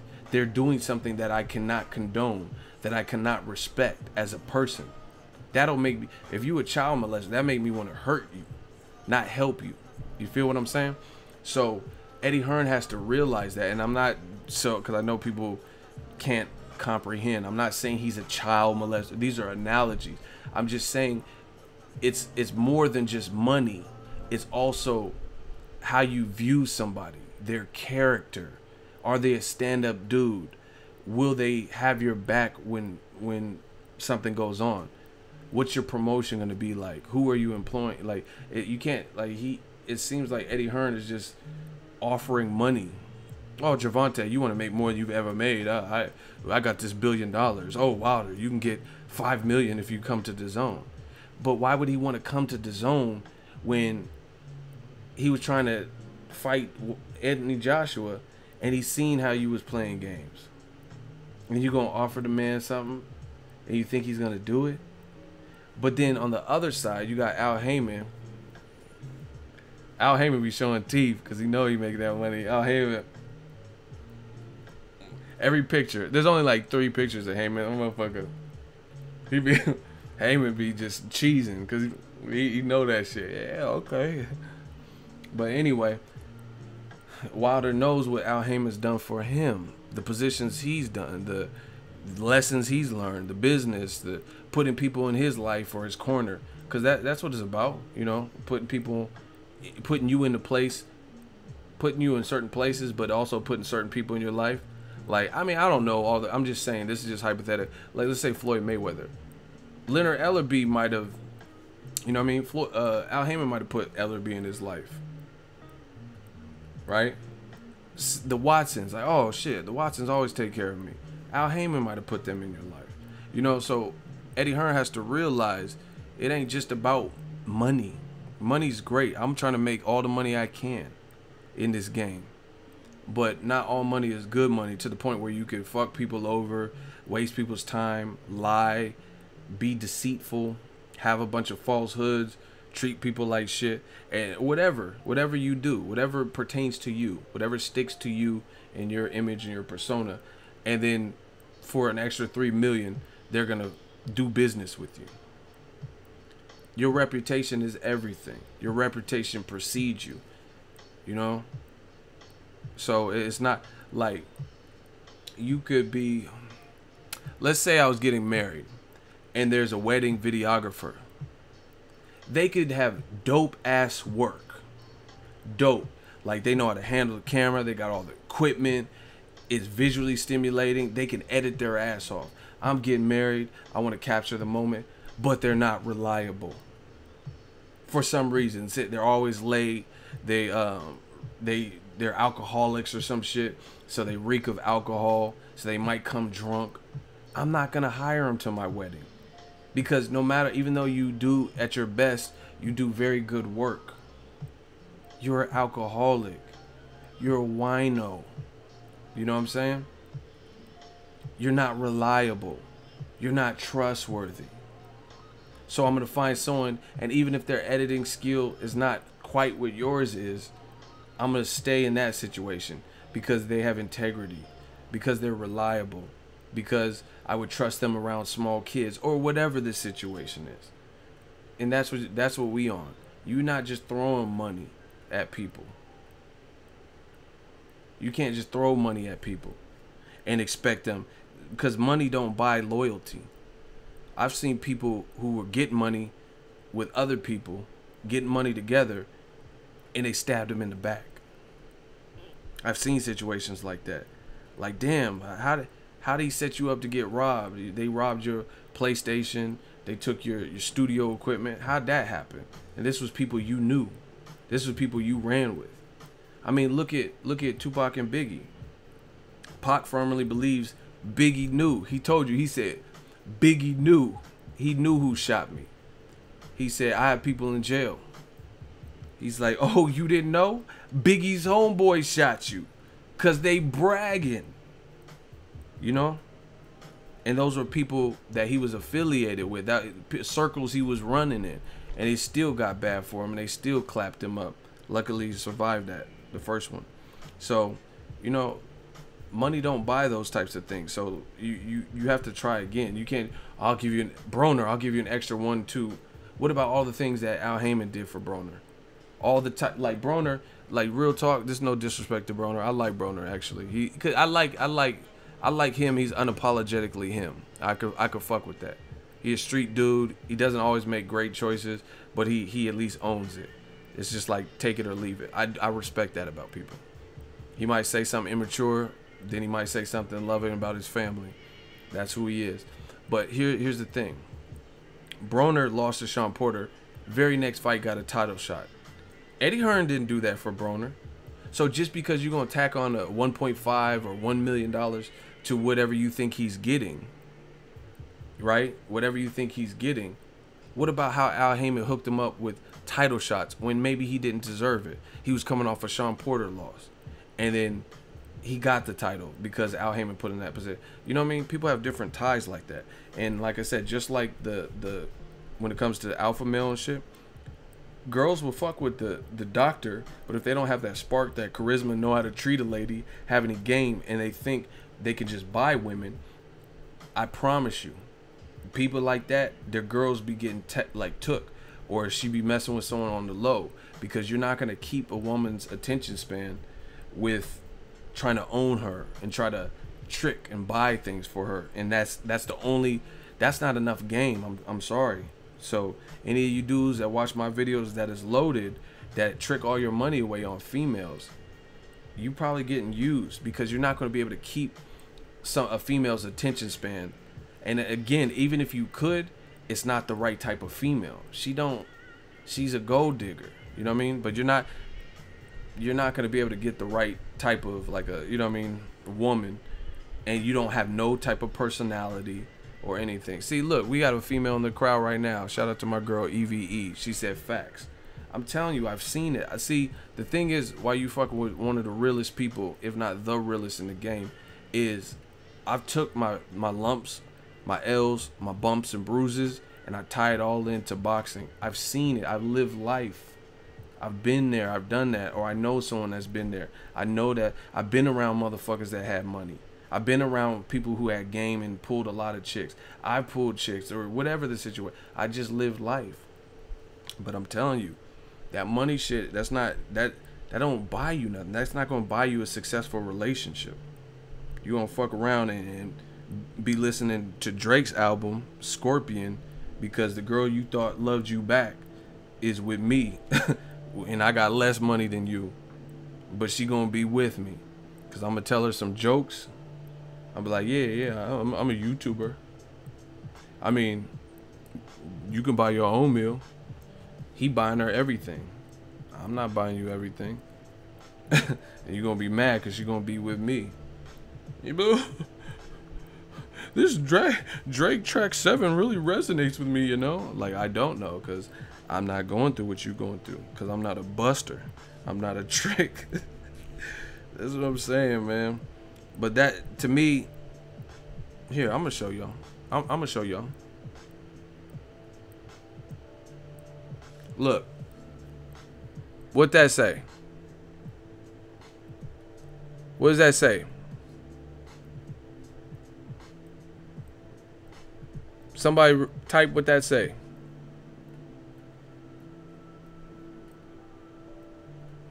What does that say?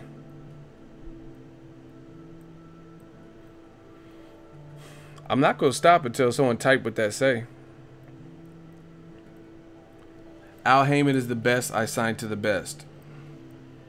What does that say?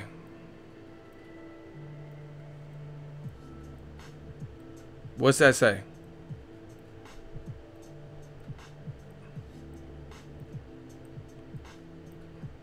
Someone tell me what that say. Also, I'm signed to the greatest. Who? Also, I'm signed to the greatest. Floyd Mayweather. Who is that?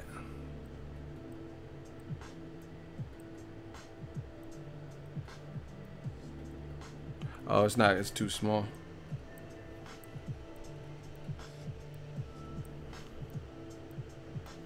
Look whose page it is.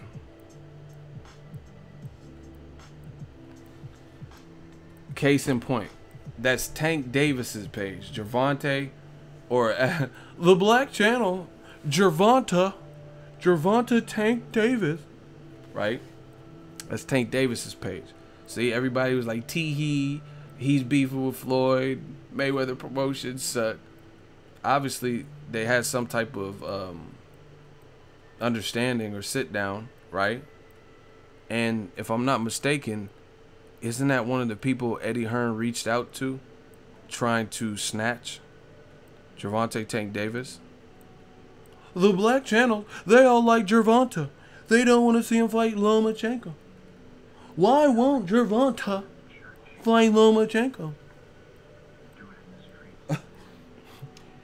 He needs it. Like, they're in different divisions now. I don't care. Gervonta needs to fight him. Why will black fighters from Baltimore avoid Lomachenko? That's some fucking clowns, man. But anyway, isn't that somebody Eddie Hearn was trying to... Well, Gervonta, come to the zone. Why won't anybody sign to the zone? It sounds like an Italian food. But isn't that someone Eddie Hearn was trying to sign? Gervonta Gervonta. Wasn't that someone he was trying to sign to the zone? And then you just seen that he just said, Al Heyman's the best ever. I'm signed to the greatest, Floyd Mayweather too. So good luck with the DAZN. Good luck. Especially how you handled the Wilder Joshua fight. You know what I mean? With the public sees it, you could do a million years worth of damage control. But we know what it is. We seen what happened. The WBA just going midweek, fuck y'all, fuck what you talking about, Povetkin or nothing. Like in the middle of negotiations. Come on, bro. It would make more sense if Shelly Finkel didn't do the ESPN interview and say that we're giving you the contract on Friday. That would have made more sense, because that would have left them in the dark, and they'd be like, hey, we're forced to pull the trigger. We have no idea if he's ever going to get back to you, so you got to fight Povetkin in 24 hours. That even would have made more sense, because you know why? Because you didn't know the unknown. People fear the unknown. So the fact that Shelly Finkel, see, it's all too convenient. The fact that Shelly Finkel told you when the contract was coming back, and then you jumped in the mix and said, nope. That makes it sound suspicious. So what you should have did this when nobody said nothing and you didn't know when or if the contract is coming back. Because then at that point, they could be like, oh, we didn't know what his intent was. It was never publicized. But they don't even cover their tracks well. You waited till it was publicized when the contract was coming back, and then you're like, oh shit, we got to do something. We already got this deal with Povetkin. That's who we really want to fight. Think quick. We got to blame Wilder. What? Think quick. What do we do? Quick. That's it. Wait. We're going to tell the WBA, put out a statement to Sky Sports only. Show no paperwork. Nobody knew about this date. Ain't nobody knew about no deadline. And nobody with no purse bid. We're going to tell them WBA said we gotta fight Povetkin. We got Povetkin. We gotta go to Russia or we gotta fight in the UK, and that's how we're gonna do it. We're gonna do it right now. Wait. Come on, bro. But they just said they're gonna sign by Friday. Wait, these dudes is dumb as rocks. They dumb as fuck. They're gonna believe whatever we tell them. We just say WBA wants to fight. End story.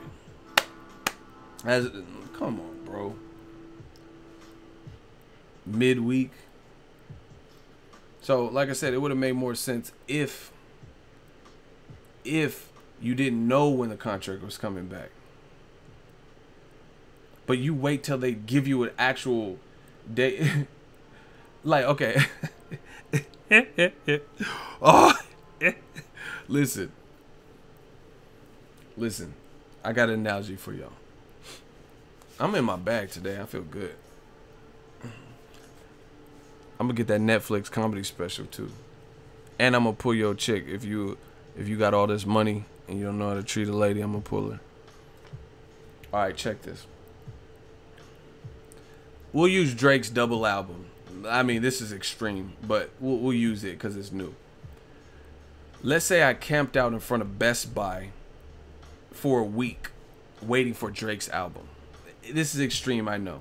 You know what I mean? You could substitute Drake's album with Star Wars movie, Harry Potter, Twilight, whatever, right? We'll just say Drake's album because it's something new. Let's say it was this hot album everyone wanted.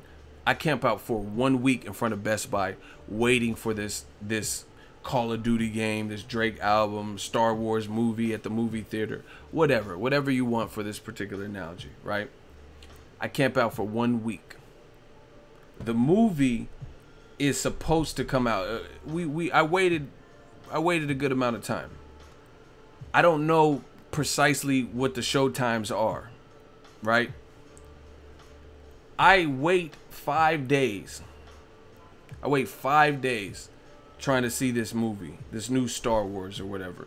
Get this Drake album. I wait for 5 whole days, not knowing. We'll use a Star Wars album because I think a Drake album ain't nobody gonna wait.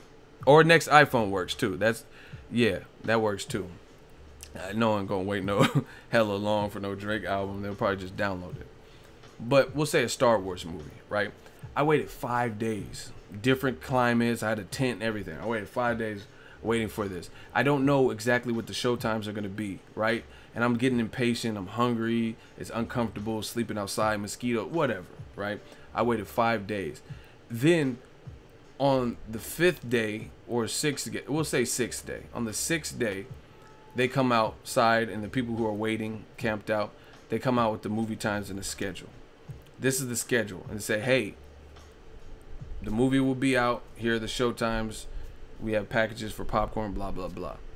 That's like me packing up after I've already waited all this time, packing up my whole setup. I got the actual information of when the movie's coming out. I got all the show times and everything. I got a little program or whatever. And I only had to wait 1 more day. And I'm just, nah, that's it. People don't really typically operate like that because certain things, it's like you've come too far. You come too far. Like, have you ever went the wrong way or something? And you're just like, man, we got to just ride it out and see if this is the right way or whatever, because you've already went down that road so long.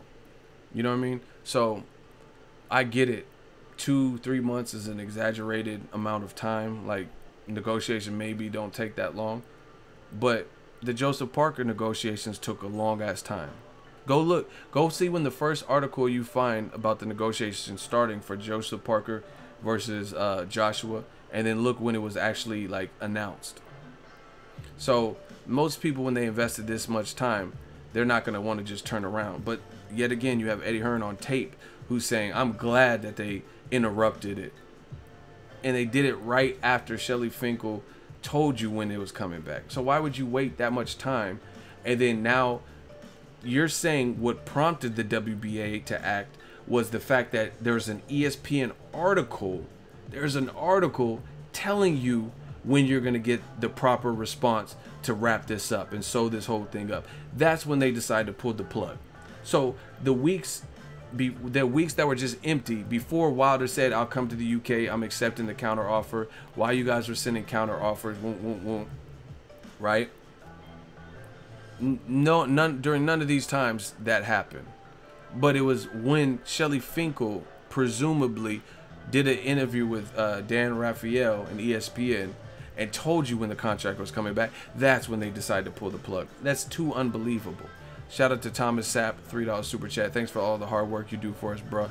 Thank you for the boxing fans. I really appreciate you guys. You know what I mean? That, to me, it's too unbelievable, because that would be the worst piss poor timing ever. You waited, everybody, Povetkin and everybody waited 2-3 months.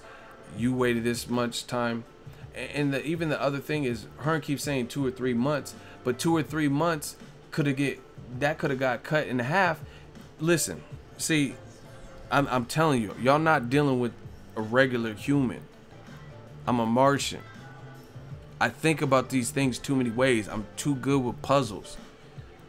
Eddie Hearn keeps talking about it's been 2 or 3 months, right?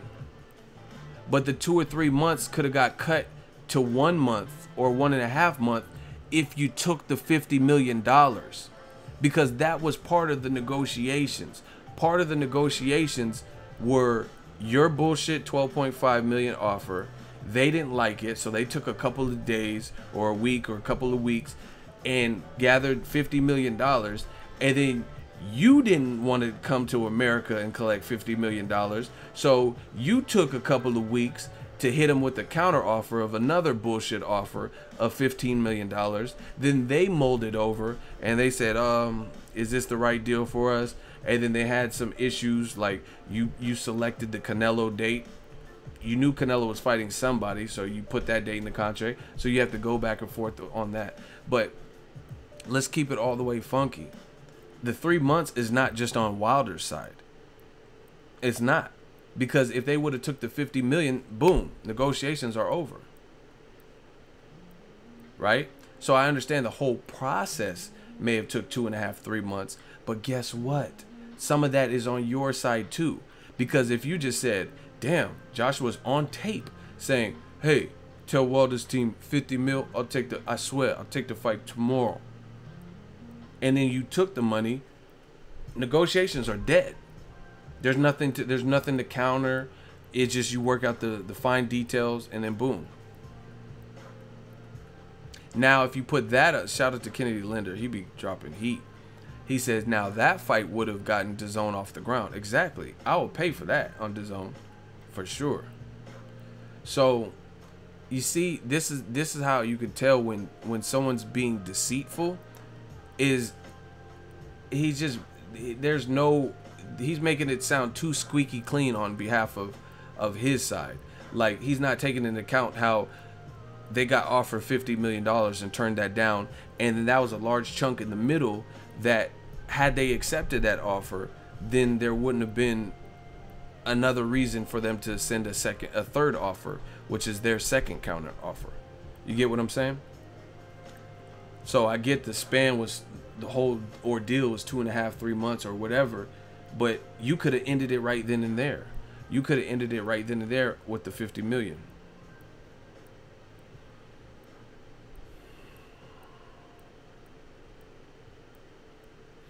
Hey, I'm gonna get dumbass Luke.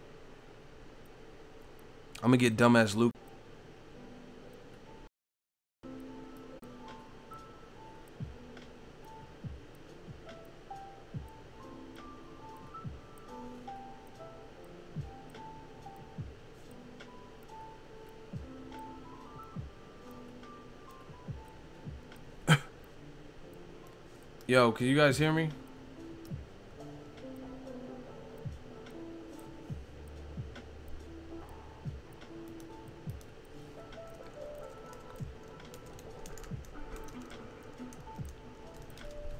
I think I might have hit the wrong button. You guys can hear me?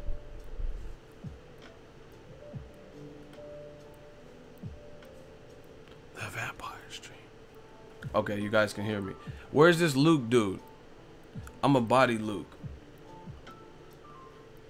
Luke, are you still in here? I think I was I hit the wrong button and it canceled it. Someone said, fuck Luke. Okay, y'all want me to see me?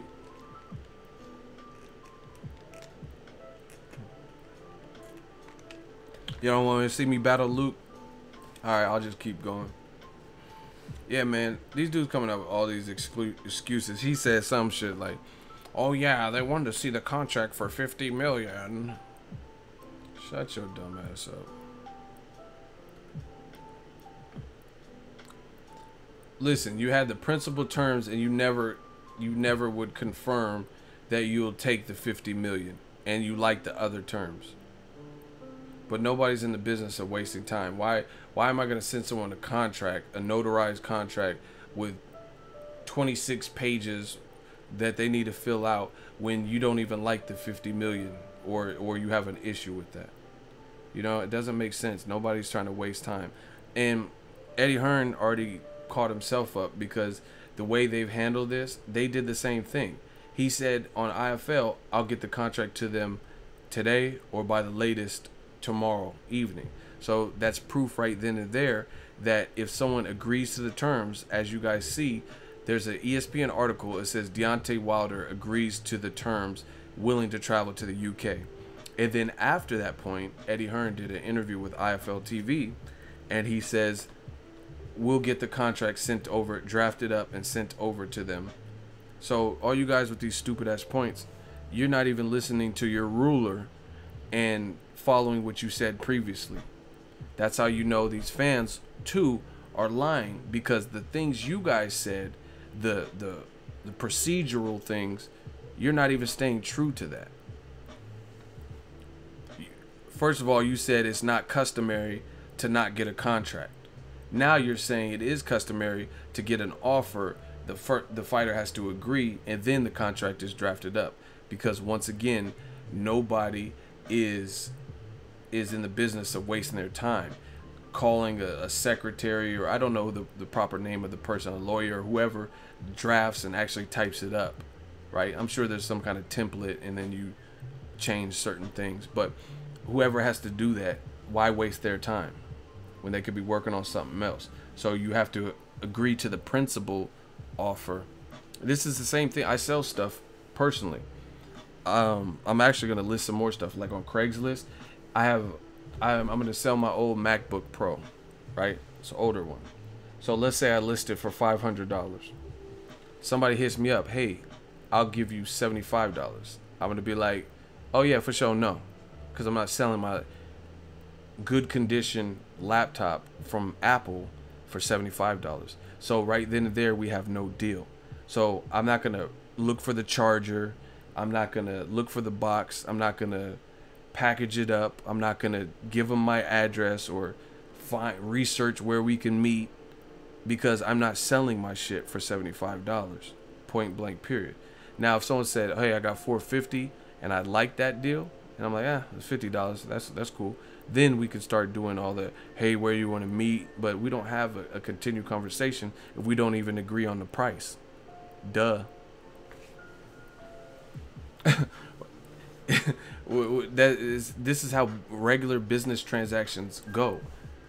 If you trying to give me $75 for my laptop that's an Apple that I'm selling, I'm gonna say take a hike. But if you agree to if you say $450, I'll take that, because I listed it for $500, so I'll take $450. That, you know what I mean? $50 off. Already got another laptop. Cool. You know what I mean? Another way to duck fights, you either highball or lowball. Highball, asking for something you know you can't get for that particular fight. Lowball, we know what that means. This is what they did in both offers. Your first offer was $12.5 million. Your second improved offer is only $2.5 million more. Listen, I'm about to destroy these motherfuckers. Okay, Luke, I'm about to body you. I'm about to body you right now. What is your standpoint, Luke? Watch me catch a body, people. I'm about to body this man. Y'all don't even know. It's funny. It's so funny to me.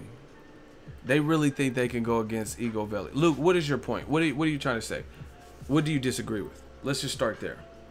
Everybody grab your popcorn. Luke. Lukey Dookie. Kendi Linder, put your finger on the trigger. I promise you I got you one. I promise you. Because these dudes, they're just recycling shit. They can't fuck with Ego Valley. Not even on, I could be sick or whatever. Even on their best day and my worst day, they can't fuck with me with these weak ass points. But I'm gonna show you that. I'll prove it. Like Bruce Lee said in Dragon. Okay, I'll prove it. I'll beat any man in this room in less than 60 seconds. Man fans will get bodied. James Souza, I know you're having a good time with this. Watch me catch me. Watch, I promise you, I got something he can't answer. And if he can't answer, it's gonna be some bullshit. It's not gonna be intelligent. You said it was gonna be easy. Luke, what do you disagree with so I can destroy you? I'm so ready. I'm so ready. I'm so ready. Luke, I am your father. I'm Darth Vader. What do you disagree with? Can you guys not hear me? Or is he ducking? I'm Darth Vader, man. I told you I'm not from this planet. Luke. Where you at, Luke? 2 Live crew. I'm 2 Live for your crew. Luke. Where you at, Luke? Don't disappear now, motherfucker. Well, he got 10 seconds. I'm not waiting all day, man. Luke, 8 seconds. Please. I agree with some points. No, tell me what you don't agree. Strike 1. I'm not reading anything you tell me what you disagree with. I don't care what you agree with. I want to hear what you disagree because you've been putting stupid shit. Strike 1. 7 seconds. You thought you was getting new time? Nope. Because you wasting time. 5 seconds. 4 seconds. 3 seconds. 2 seconds. Luke. 1 second. 0 second. Final answer. Luke, what do you disagree with? All you have to do is put what you disagree. I agree with some point. I didn't ask. I was asking what you disagree with. And I've already given you a fair timer. What do you disagree with? I'm giving you another opportunity. But we're not going to wait all day for you. I know it's scary in the hot seat. Listen, if you guys can hear me, Wilder did not send a contract for 50 mil because they didn't agree to the term, the basic term, which is the price. We've already went over this. Strike 2. That's all you came with? Why would Wilder send a contract if you say, oh, we're very interested, but you won't agree to coming to America, you won't agree to the no rematch clause, and you won't agree to the 50 million? Why would you send a contract? What is there to send a contract? I just gave you a perfect example. I'm selling my laptop. It's a MacBook. It's in good condition. I can take care of my components and my electronics, but I've upgraded a while ago, right? And I just have it sitting collecting up dust. I'm going to sell it for, or list it for probably $500. If somebody says they're going to offer me $75, then I'm not going to sell it. I'm not going to rack my brain and figure out where we can meet up because I'm not selling it for that price. I'm not going to sell it for $75. So we have no reason to continue. Do you know what I'm saying? Like, there's no dialogue. Now, if they offer me something fair, like $425, $450, I'll sell it for that. So then I can tell you where I can meet you, or discuss a time when we can meet. But we have to agree on the principle, the term, the main price. Usually price points are the biggest gap that you have to, the biggest bridge you have to cross in a contract. Hey, get this motherfucker out of here. He's ducking. Whoever, shooter, get him out of here. Get Luke out of here. I'm done.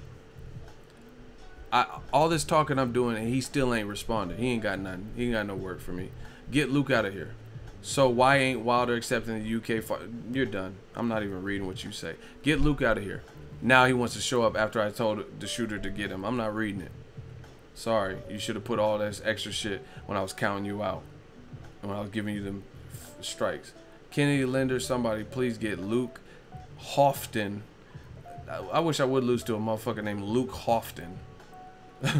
Like, damn, Ego got his ass kicked in the hot seat. Like, who beat him? Luke Hofton. What the fuck I look like? I'd rather lose to Luke Cage or some shit. That's a cool name. I'm not losing to no motherfucker named Luke Hofton. Miss Hawkins. What the fuck? Luke Hofton. Get this motherfucker gone.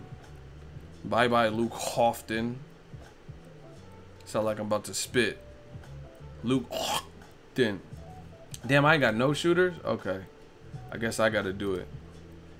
Damn, the shooters just went to bed on me. Alright, bye bye, Lukey. Lukey, baby. Alright. He's gone. Listen, are y'all still with me? Because I know some of my shooters maybe went to bed or went to work or some shit. If y'all want me to drop the point that I was going to kill him with. Hold on, let's see. Who else disagrees with me right now? Because I want to use this point on a person. Just so I can hear. Just so I can hear. He's not in here anymore.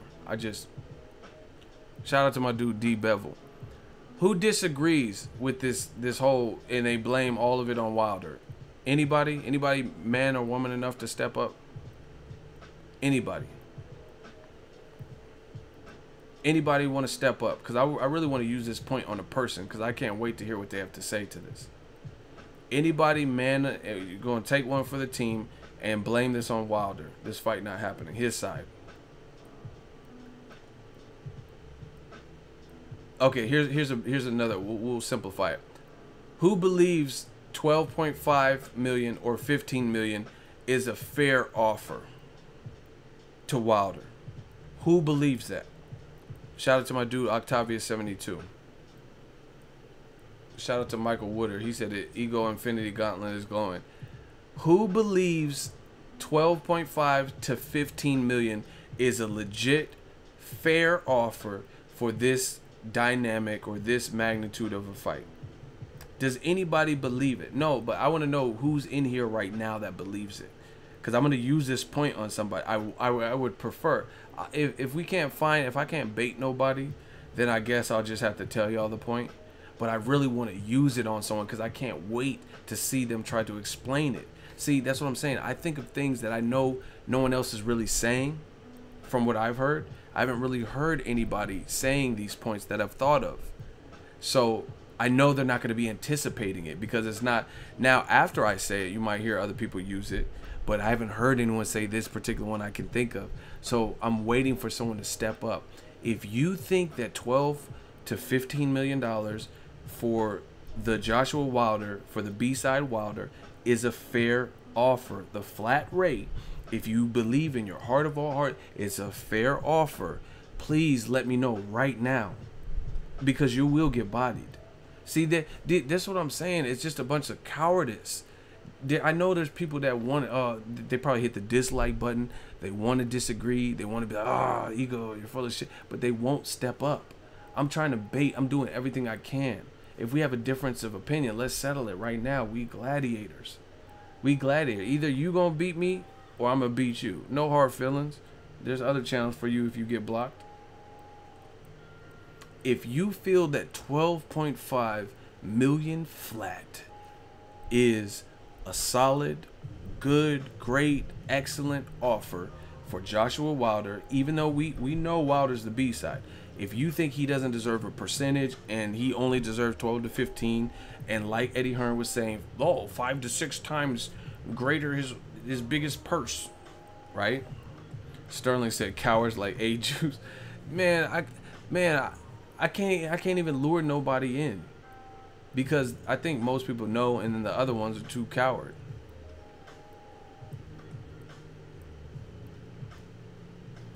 It's the same thing with the Boxing Voice or Deontay when they do videos.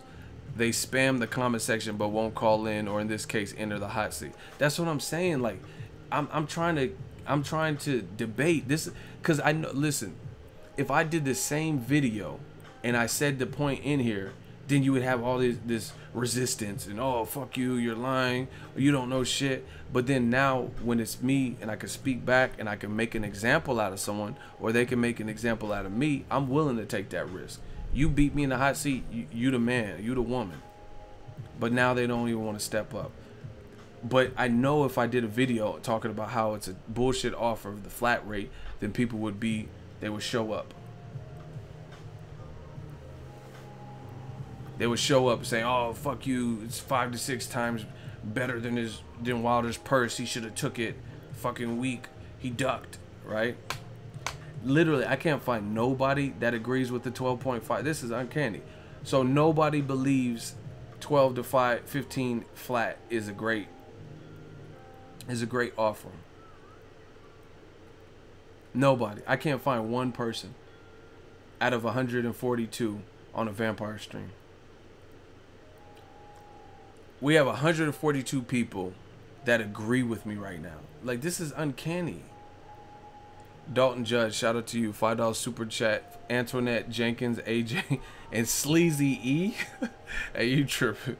Don't want to fight them. They're scared. He said they scared.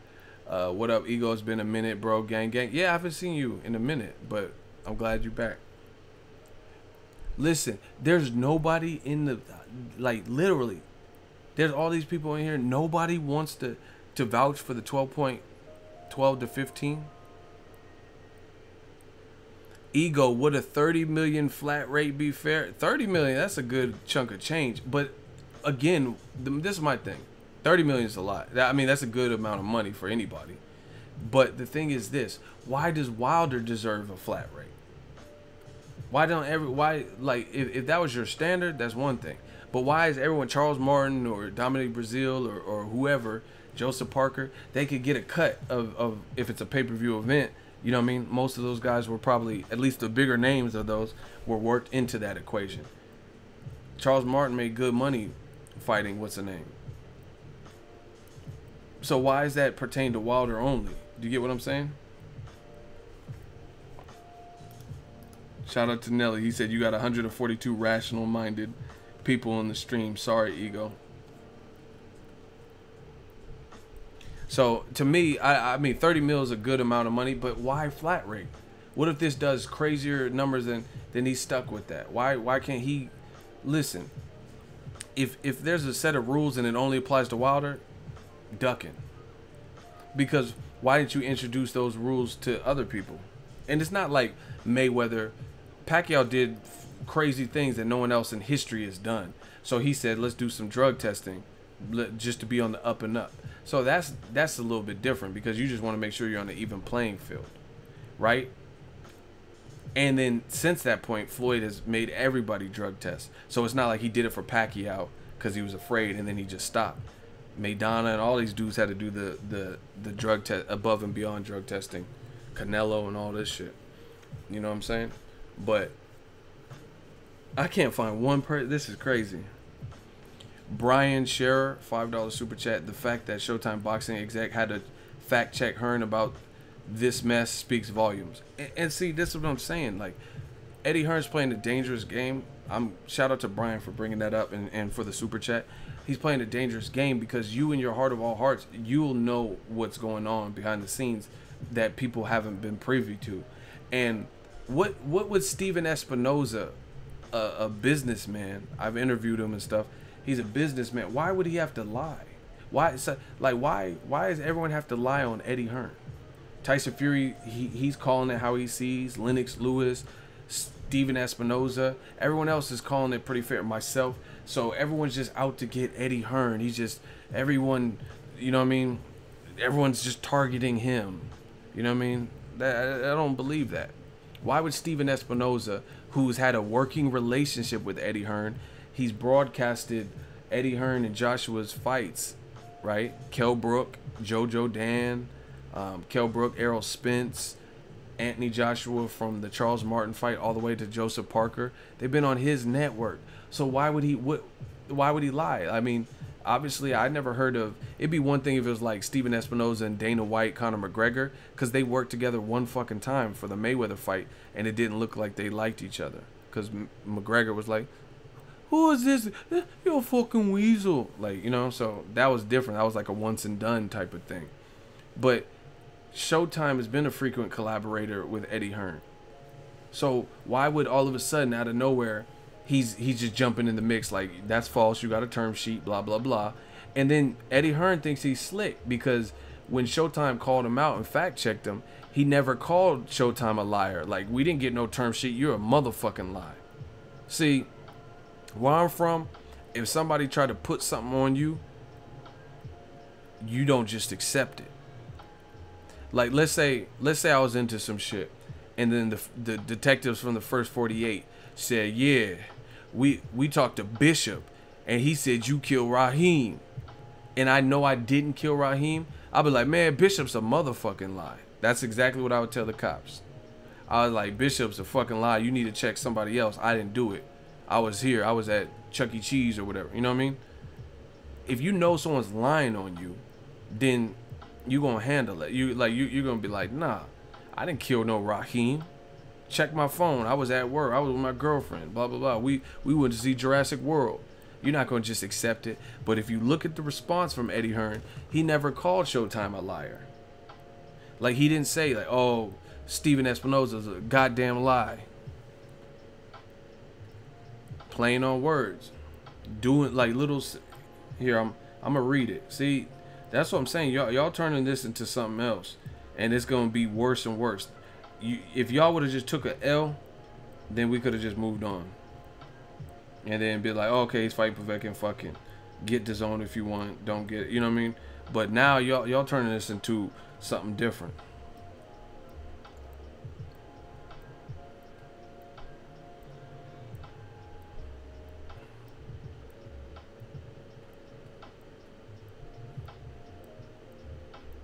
Look.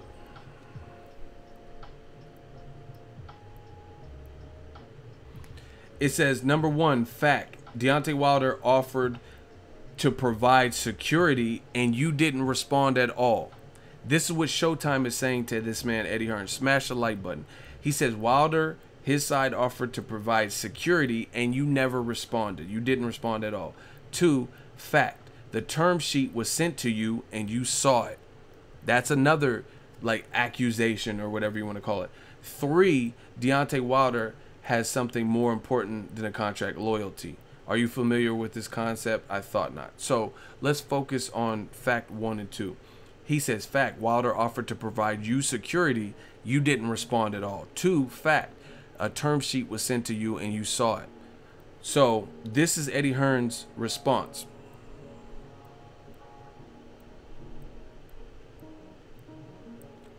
Okay, hold on. So you guys can see.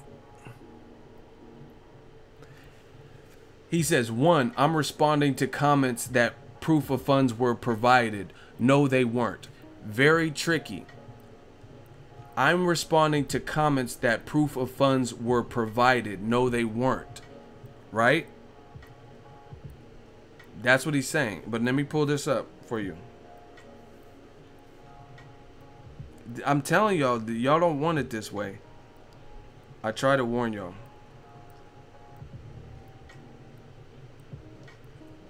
Hold on. See, and this is what happens when you catch somebody. You always got to do hella research and show it. Remember where it's said. But I'm gonna show y'all.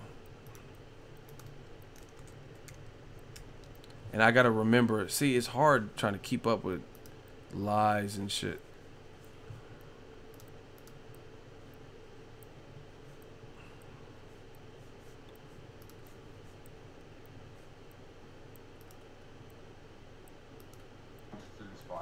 I know they don't want to come out and say we don't want to fight. We never sent them a date, and so originally when my dad met Shelley, we talked about September the 15th at Wembley. A bit of time to speak to the venues, blah blah blah. Obviously it's in Cardiff. I mean, this was on like a Monday. Monday morning, he had that contract. Okay. 5 days later, confirmed. Right. So they know it's his next fight, and they know I'm comments. the WBA off for 2 months before I title Anthony Joshua. Right, has to be into mine. Right, has to. Are you going to believe me? Are you going to believe Shirley Winkle? I wouldn't really believe any of this if I was. See, listen. That right there is suspect. He says, "Are you going to believe me?" Why would you say, "Are you going to believe me?" Or are you going to believe Shirley Winkle? I wouldn't believe either of us. Who says that? I don't tell y'all, "Hey, you going to believe me?" Or I might be lying. I wouldn't say that. Shout out to Millennial Aftermath, $10 Super Chat, Shmoney Gang. Thank you. We all know AJ didn't want to take a chance on losing his O, even though he said he wanted to fight the Mayweather Act. LOL. The way boxing works now, you lose your O, you lose money. I'm out. Great show. Thank you. Appreciate you for the Super Chats this episode. Hold on 1 second. Member of the public. But what I can tell you is, however low your intellect may be, however low your intellect. Understand one thing for me. Finkel, Winkle, Dinkle, whatever you want to call it. See, jokes and name calling. Do you understand what I mean? Right.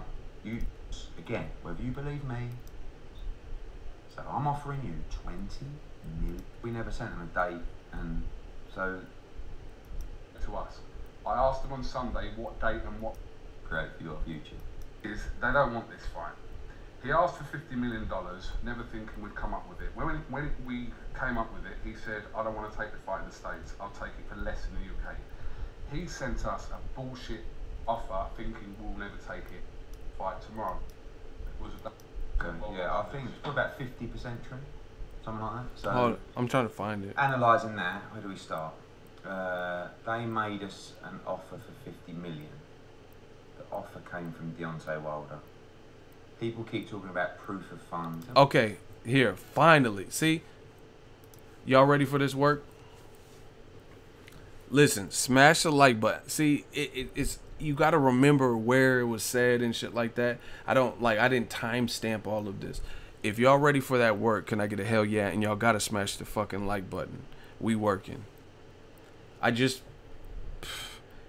telling y'all, this is not what y'all wanted, because it's going to get worse and worse. I'm going to prove it. Okay. Now that I have the part of the interview. Okay. We going to go through this.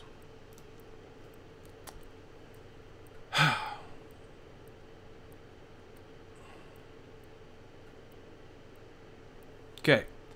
Showtime. Steven Espinoza, exec. He says, hold on.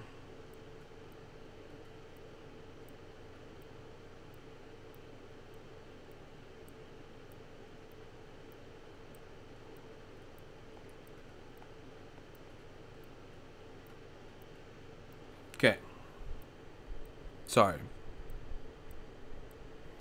It says, number one fact, Wilder offered to provide security and you didn't respond at all. Right? So Showtime is saying that's a fact. We offered to show you security, that the money was there. Like Wilder kept saying, the money's all in the bag. Remember? Do you guys, we have to do this piece by piece so you can understand. And we got to do like Quentin Tarantino. We got to do the story backwards. I got to make sure you guys are listening because the chat has stopped. Does everyone get what Showtime is alleging? Showtime says, fact, Wilder offered to provide you security and you didn't respond. Does everyone get that? The chat is frozen. I don't see anything.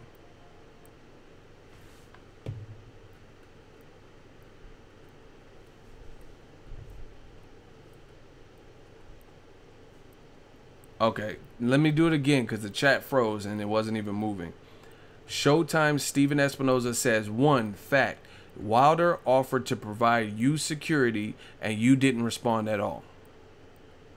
Eddie Hearn responded with this.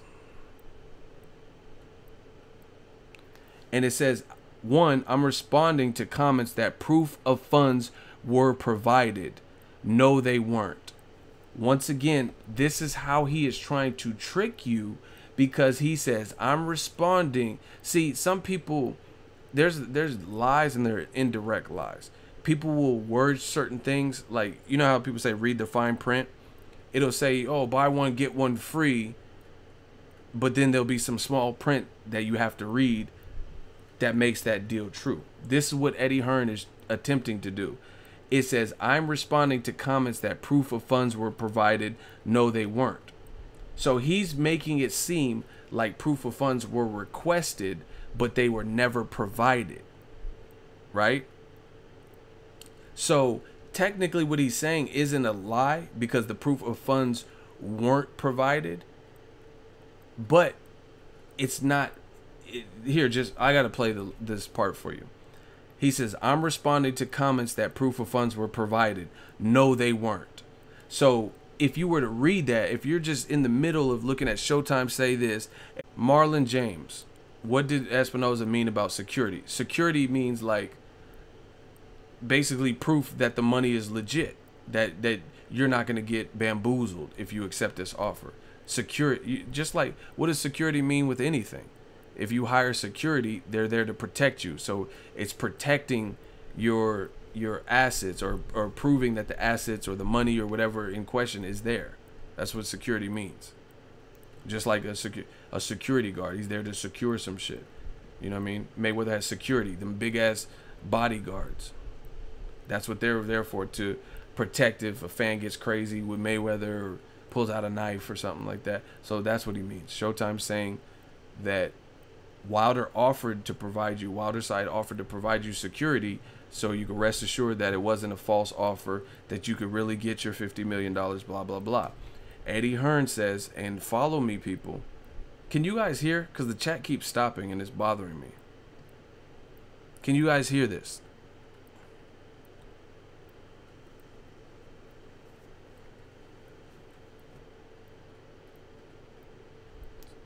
Okay.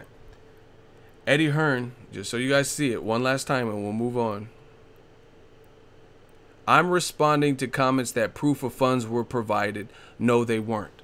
Now, once again, let me explain this to you. He's saying that it's not a lie, but the way he's wording it makes it sound as if he requested proof of funds. Like if you're just looking at Showtime, what they're saying, and then you jump in and read what Eddie Hearn's saying, then it's going to look like, oh shit, no, they didn't provide proof of funds. That's how the fans are going to perceive it, because people are lazy, and at the end of the day, they're not going to do research like I do. Okay. Someone said the stream went offline. Can you guys hear me now? Because I'm not trying to waste my time.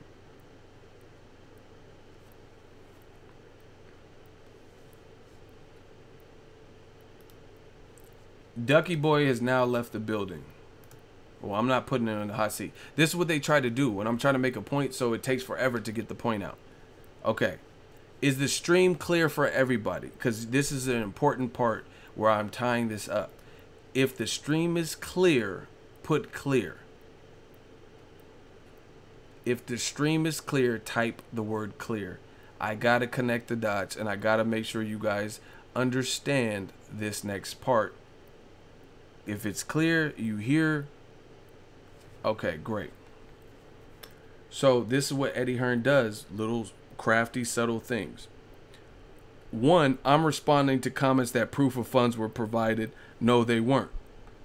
But again, if you jump in the conversation and read it, it makes it seem one could infer that he requested proof of funds, because he just said, "Oh, proof of funds." I'm saying proof of funds weren't provided. No, they weren't. Right? So to me, I'm thinking like, "Oh shit, you requested proof of funds and they never gave it to you." And that's what fans are running with. But listen to this. The offer came from Deontay Wilder. People keep talking about proof of funds. There was no proof of funds. To be honest with you, I don't think even proof of funds was requested. Boom. He just said there was no proof of funds, and to be honest with you, I don't think proof of funds were even requested. So why do you keep talking about proof of funds if you never requested them? If you really liked the $50 million offer, why would you not request proof of funds? If you liked the $50 million offer and you were serious about it, right? And you were serious about it and you really wanted to take the deal, that was something you were really wanting to take for next, why wouldn't you request proof of funds? In addition, when the offer was first made, why was Eddie Hearn doing interviews where he was saying, how do we know the funds are real? Because he was trying to tell the public something and have them, the fans, latch onto it and start saying, yeah, the money's fake. This is bullshit. How do we know the money's real? Right? And fans did just that. Shout out to D Bevel the Champ, $10 super chat. Jump in that hot seat. I got money on y'all head. Y'all funny. I already blocked Ducky. He don't get no hot seat. So this is my point. Why would what was the point of Eddie Hearn saying, how do we know the funds are secured? Remember, he did the interview when the offer was first done. He was saying, how do we know the funds are secure? How do we know the funds are real? And he just told you right now, I'm going to play it again. The offer came from Deontay Wilder. People keep talking about proof of funds. There was no proof of funds. To be honest with you, I don't think even proof of funds was requested. Of funds. There was no proof of funds. To be honest with you, I don't think even proof of funds was requested. To us. Of funds. There was no proof of funds. To be honest with you, I don't think even proof of funds was requested. Of funds. There was no proof of funds. To be honest with you, I don't think even proof of funds was requested. As in that requested. As in the offer came from Deontay Wilder. People keep talking about proof of funds. There was no proof of funds. To be honest with you, I don't think even proof of funds was requested. Okay. So, once again, what was the point of even doubting the funds if you never requested them to prove that the funds are real? And once again, if I really have intentions of taking the fight, if I really think I'm going to take the fight, right? Then why would I not want a proof of funds? And when the offer was first made, why did he even throw that out there saying, oh yeah, how do we know the funds are even real? How do we even know if this is real money? So this again goes to show you that he never doubted that Al Heyman and his investors or whatever were able to come up with the money. Because if you really doubted it, then why don't you challenge them and say, prove that the money's real? And then they get the briefcase or whatever they do and show you the money. Oh, okay, cool. Because they didn't want to take the offer. And then on top of that, this is what I'm saying. Showtime saying, hey, we calling your bluff. You talking a lot of shit right now and you're not being transparent. Look at what he says. I'm responding to comments that proof of funds were provided. No, they weren't. So why would you say I'm responding to the fact that proof of funds were provided? No, they weren't. They weren't, but then you just admit that you didn't even request proof of funds. Do you guys get what I'm saying? That doesn't even make sense.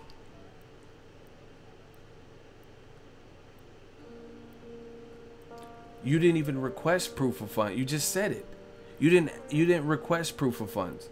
So why would they have sent you proof and you didn't request? You just said on audio that and video that you never requested it. So once again, this is Eddie Hearn trying to make it look like something was requested and it wasn't provided to him because it was real. So all these motherfuckers running with what he's saying and saying, hey, how do we know the 50 million is real? Oh, the 50 million, that was a fake offer anyway. If you really thought it was fake, then why would you request it? Or why wouldn't you request it? Shout out to Bomani. You just exemplify what I'm saying. He said he could have just tweeted that. I did not request proof of funds. It's a half truth. That's the perfect word, half truth. So technically you're not lying, but the way you worded it, it almost implies as if you wanted proof of funds and they weren't willing to give it to you. That's how you made it sound. So all these dumbass fans and cattle, they're gonna perceive it that like that. They're gonna say like, oh, see, why didn't Wilder give him proof of funds? But you just said on tape. You just said on tape. To be honest with you, I don't even think proof of funds were requested. So you just told us you didn't request proof of funds. So why would you even put that? And then when Showtime tried to call your bluff, technically you're not lying, but again, it's more so a half truth because you worded it on purpose. Like you worded it like that. Like here, I'll give you another example.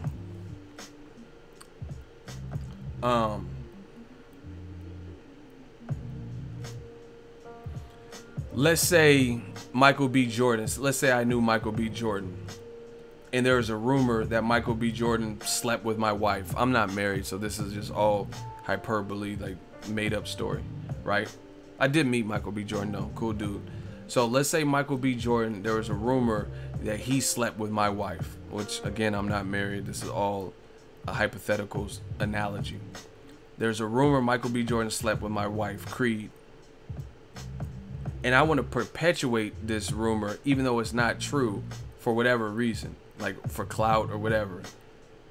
And somebody asked me, let's say me and Michael B. Jordan had a falling out because I owed him money. And that's the real reason why me and Michael B. Jordan were cool and weren't talking. But then somebody brings up this rumor about him sleeping with my wife, right? And then I get on live stream and I'm like, yeah, man, fuck Michael B. Jordan. Fuck him. And then someone's like, damn, he really slept with your wife like that? And I say something like, man, he knows what he did. So the question was, damn, he slept with your wife? And I say, he knows what he did right after that. So even though I didn't say, yes, he did sleep with my wife and elaborate, the fact that I just said he knows what he did in response to that question, it kind of implies it. It kind of makes it look like the question that was just asked. It makes it look like the question that was just like I'm responding to that. But someone talks to Michael B. Jordan like, man, I never slept with his wife. He owed me money. That's why we don't talk. But I'm saying, oh, he knows what he did after that question. So now it looks like he slept with my wife. So I'm keeping that going. Do you get what I'm saying? That's how Eddie Hearn did it. So technically, I didn't lie. I didn't lie because I indirectly answered the question. Oh, he knows what he did. Do you guys get what I'm saying?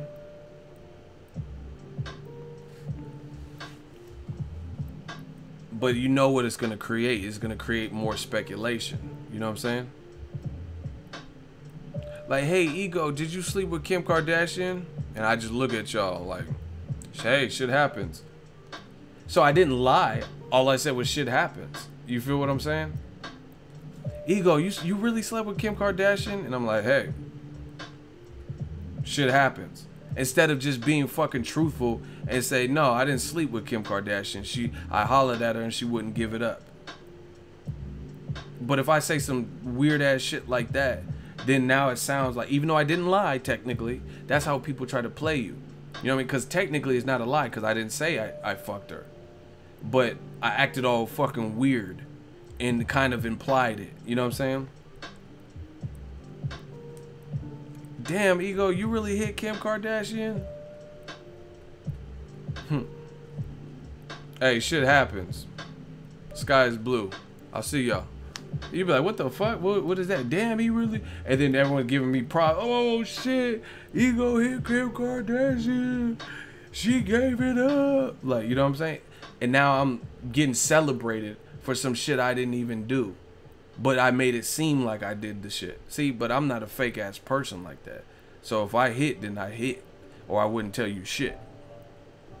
But you know what I mean? That's how fake liars and shit get clout and stuff. By acting all weird and, you know what I mean, answering questions all weird. Where technically they're not lying and shit. Like, damn, Ego really hit Kim Kardashian. Hey. Shit happens. Life is crazy. Alright, I'm out of here, y'all. Then the people are like, damn, he really did hit. Because I acted all weird about the shit. You guys get what I'm saying? Like, they be like, damn, you gonna really hit. instead of just being like, hey, Ego, did you hit Kim Kardashian? No. Like Red's father in Friday. You want some of this too, old man? No. I could have just been like, no, I know I didn't have sex with that girl. You know that's what people want to know. And I acted all fucking weird. So because I acted weird, technically I didn't lie, because all I said was shit happens and life is crazy. All this like ambiguous shit. You know what I mean? So I didn't really lie about anything, but I clearly kind of insinuated and acted all weird. So now, of course, people are going to speculate that it's true. Just like Eddie Hearn. No, all I said was proof of funds were never provided. No, they weren't. Yeah, they weren't provided, but then you just did a video saying you never asked for them.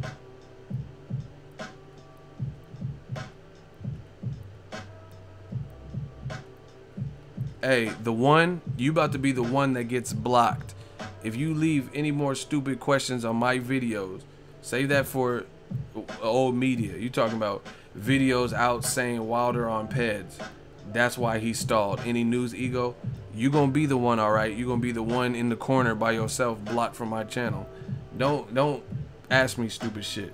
If you didn't hear me report about it, don't ask me, because I don't know.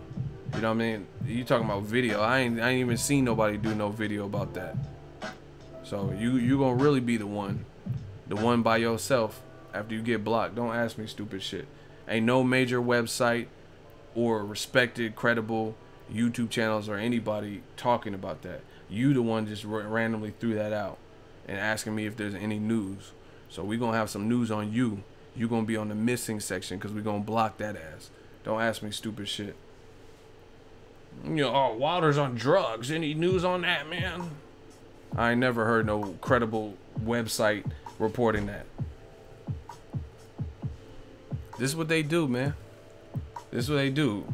And they have the nerve to see. It's like you smelt it, you dealt it. Motherfuckers accuse you of farting knowing they farted in the elevator.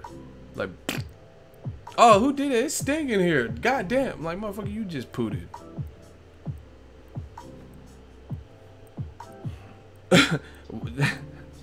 And then, like, man, whatever.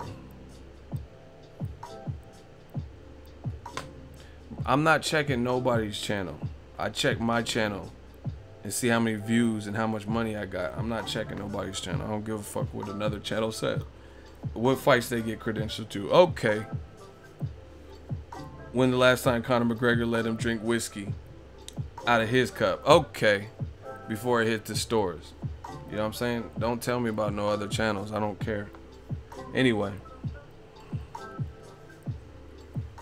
If they don't make more money than me, don't tell me about them.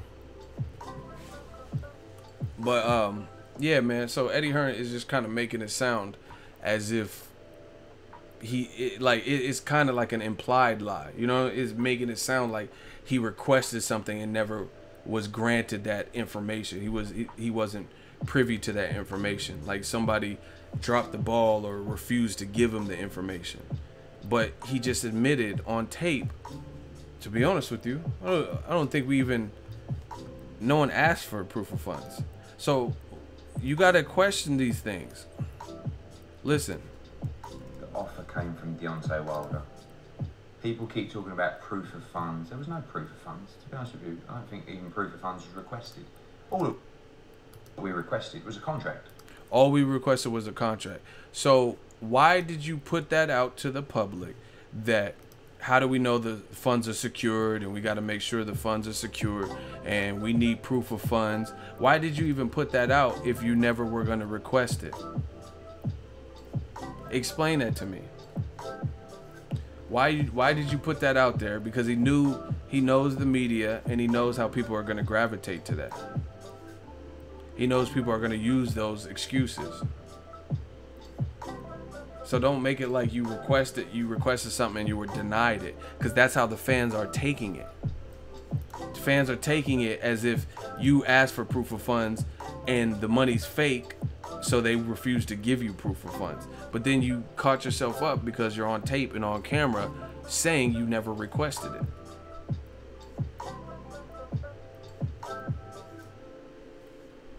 This shit is too easy, man.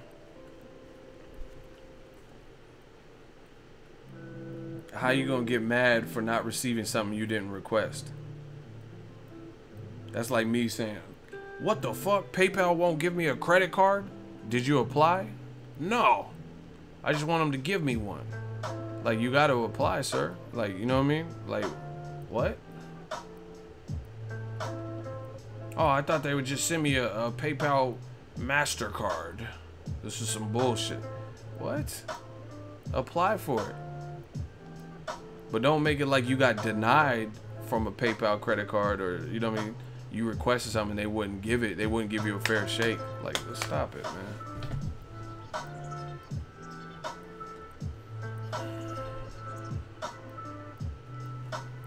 Hey, Davis going in on you.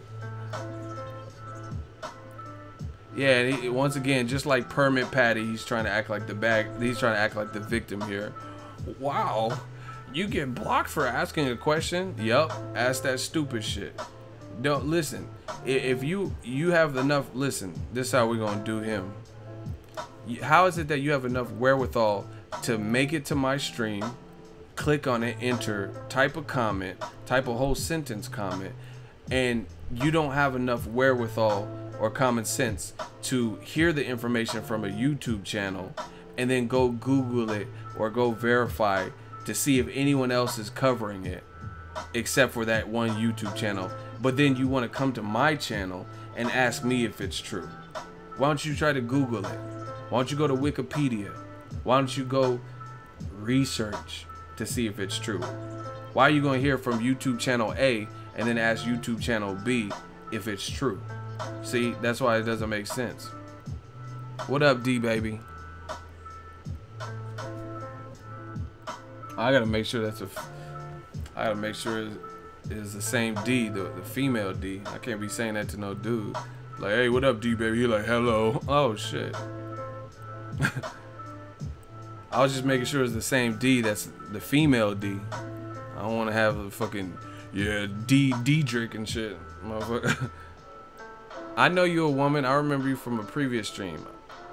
I don't forget a pretty face, but I had to make sure it was you. I don't want it to be fucking Daryl and shit, Derek and shit, a new D. And I'm like, hey, D baby. He like, yeah, what's up? You gonna eat your cornbread? Oh fuck! I thought you was someone else, dog. He said, I slapped the cuffs on the handcuff. I slapped the handcuffs on the cop and put him in the backseat of my car. Said, you the one going to jail because your ass tripping. He's like, oh, they put their hands on you? Was it like this? Yeah. Yeah. Fool, get the hell off me, man. Man, get the hell. Hell nah. Get the hell off me, man. Fool, where your shirt at? Hell no. I'm sorry, D. I just had to make sure it's you. Fucking Daryl in here. What's up, baby? Baby ego. Oh, fuck yeah. Oh, shit.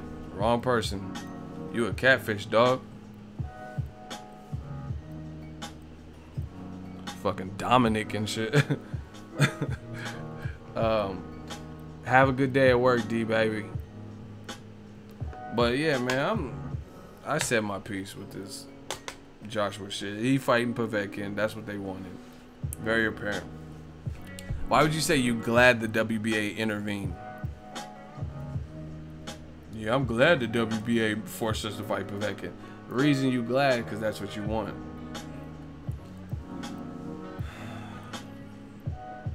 And I'm out. I ain't got nothing else to say. Thank you for the super chats, all the shooters, the fans. Y'all are great. I'm gonna keep working hard for y'all. Sorry, I tried to push for the fight. Wilder said sorry. He tried to push for the fight. Tyson Fury said sorry. Eddie Hearn got all these motherfuckers. Eddie Hearn and Joshua, they got everybody apologizing out this motherfucker. Tyson Fury, me, Wilder, sorry. We tried what we could do. Still wasn't enough. But listen, if 50 million isn't enough, I don't know what is. Because I don't know who I wouldn't fight for 50 million. I'll fight Bobby Brown, New Edition. I'll fight everybody. People I grew up watching. I'll fight The Last Dragon, Taimak. All these motherfuckers, man. For 50? Oh yeah. I'll fight Lex Luthor, Kryptonite, Superman. Bayou Billy. Who would not fight for 50 million? So like I said, if that wasn't enough to seal the deal.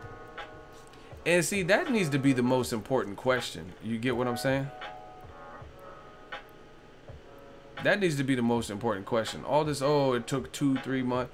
Why did you avoid 50 million that you asked for? I swear, I'll take it tomorrow.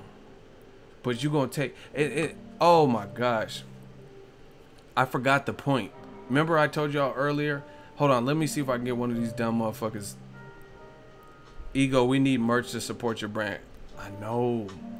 Listen, I'm going to see if I can lure someone in. Because it's a new, maybe we have a new crowd. Does anybody believe that Wilder getting 12 to 15 million dollar flat is a fair offer for this fight? Who believes that? Because I'm going to put you in the hot seat. Show your face. Stop being scary. If you believe it, be prepared to battle. Who believes that 12 to 15 million dollars is a fair offer? A flat 12 to 15 million dollars? Because that's offer 1 and offer 2. They've later come out that that's what the offer and the counter offer was. Yeah, but I need someone for this. Who believes it? I'm trying to bring up this point. Okay, Tom. The fans keep saying you've been saying stupid shit. Tom, do you think Wilder getting 12 to 15 million flat is a fair fight price or a price tag for this fight? Tom, where are you at? Because you sound like the dumbest person in here, or the person leaving the dumbest comments from what the fans are saying. So Tom, what's his last name? I'm about to body. I'm telling y'all, I think of points that I know people haven't even brought up yet. So I got one waiting for Tommy. I got a Tommy gun. Tom.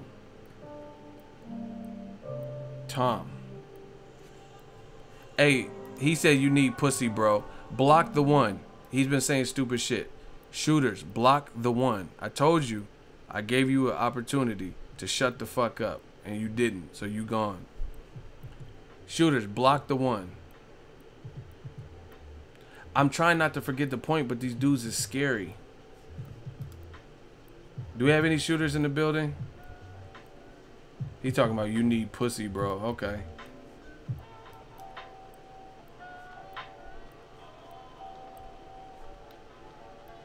Blocked. Everybody type blocked.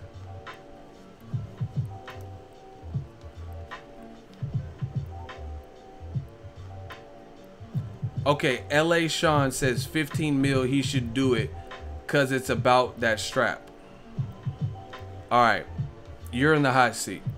LA Sean, why is 15 million fair? That was the question, and you spoke up. So now I got to use you. Why do you think you're in the hot seat? You guys know the rules. Why is that a fair offer? 15 million is the improved counter offer. Why is 15 million fair for Deontay Wilder in a fight of this magnitude? You're up. I don't disagree, Ego. You don't disagree, but you just said he should take 15 million. So how does that not disagreeing? I don't think he should have even took 15 million. That's him bending over backwards to try to make the fight.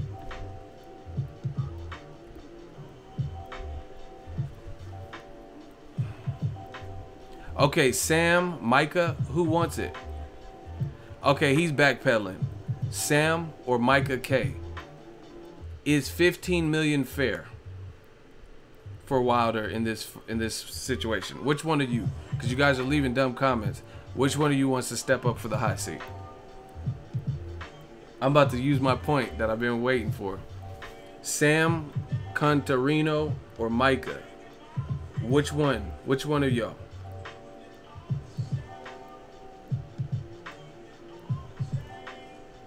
LA Sean, but you shouldn't speak up in situations like that if you don't agree with it. If you don't agree with it. Okay, Micah, you in the hot seat.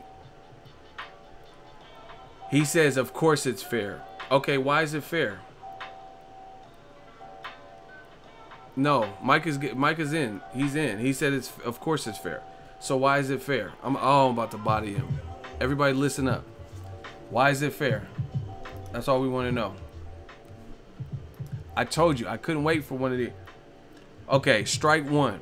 Why is it fair? You don't ask the question. You don't even answer one of my questions, and you think you're gonna ask me questions? He said, "Why is it not, bro?" You just said it's fair.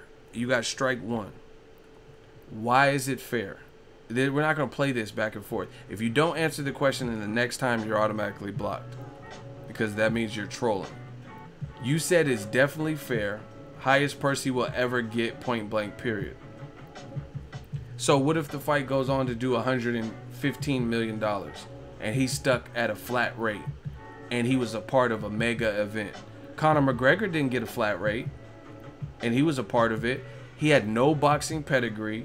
He had no boxing record, yet he still brought his name and whatever else, the shit talking, to the event, and he's still. So why did he get a percentage with Floyd? Strike two. How else is it fair? See, I just like to let them talk, because once they talk, we get to see how bullshit this is. Here's another question for you. Why, if Joshua has never made $50 million, why did he turn that down? Because he knew he would cash out if he fought Mayweather. That don't have nothing to do with it. Why did Joshua, if we're talking about career high paydays, why is Joshua able, because before the $15 million was even a thing, that's a counter offer to Wilder's team's offer. So you tell me why Wilder's offer was denied, $50 million.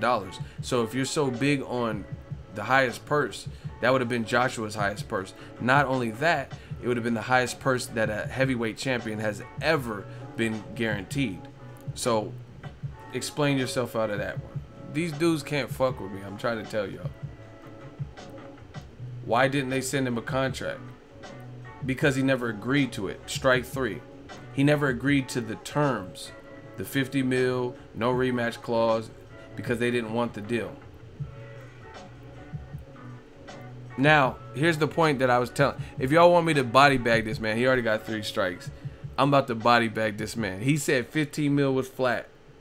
15 mil flat was fair, right? I tell you, I think of points that I know nobody else has really brought up yet. If you guys want me to put the nail in this man's coffin, you gotta listen up. And can I get a hell yeah? Can I get a hell yeah in the comment section? He said, yes, bro, more than fair. Okay, I got you. I'm about to put the nail in your coffin in front of all these bystanders. If y'all want me to finish this man with this point I've been saving all stream, say hell yeah, or you can put finish him. I'm about to body this man. Watch me go to work, man. Come on, we need more than that. This is gonna be a public execution. This is what we do over here, public execution. I tell you, I bring up points that I know no one else is talking about because I'm a deep thinker and I just think of all this stuff that's going around. I remember who said what. All right, the people want it. Public execution time. All right, Micah. Everybody listen up. Hold on. We're going to do this like a battle rap. I need an acapella. Turn my time off. I'm about to finish him. Micah. My question to you is this. You just said 15 million is more than fair for Wilder in a fight of this magnitude, right? Everyone heard it. That's what you said. Watch me finish you. The fight is not happening next. Joshua's fighting Povetkin. Everybody listen. Listen. Joshua's fighting Povetkin. Fight's not happening next. The first offer from Eddie Hearn was 12.5 million flat. It's been documented. They got offered $50 million to come in the U.S. and fight. Turned it down because it's all about the UK fans. Their counter offer was an improved offer, which was now released $15 million flat.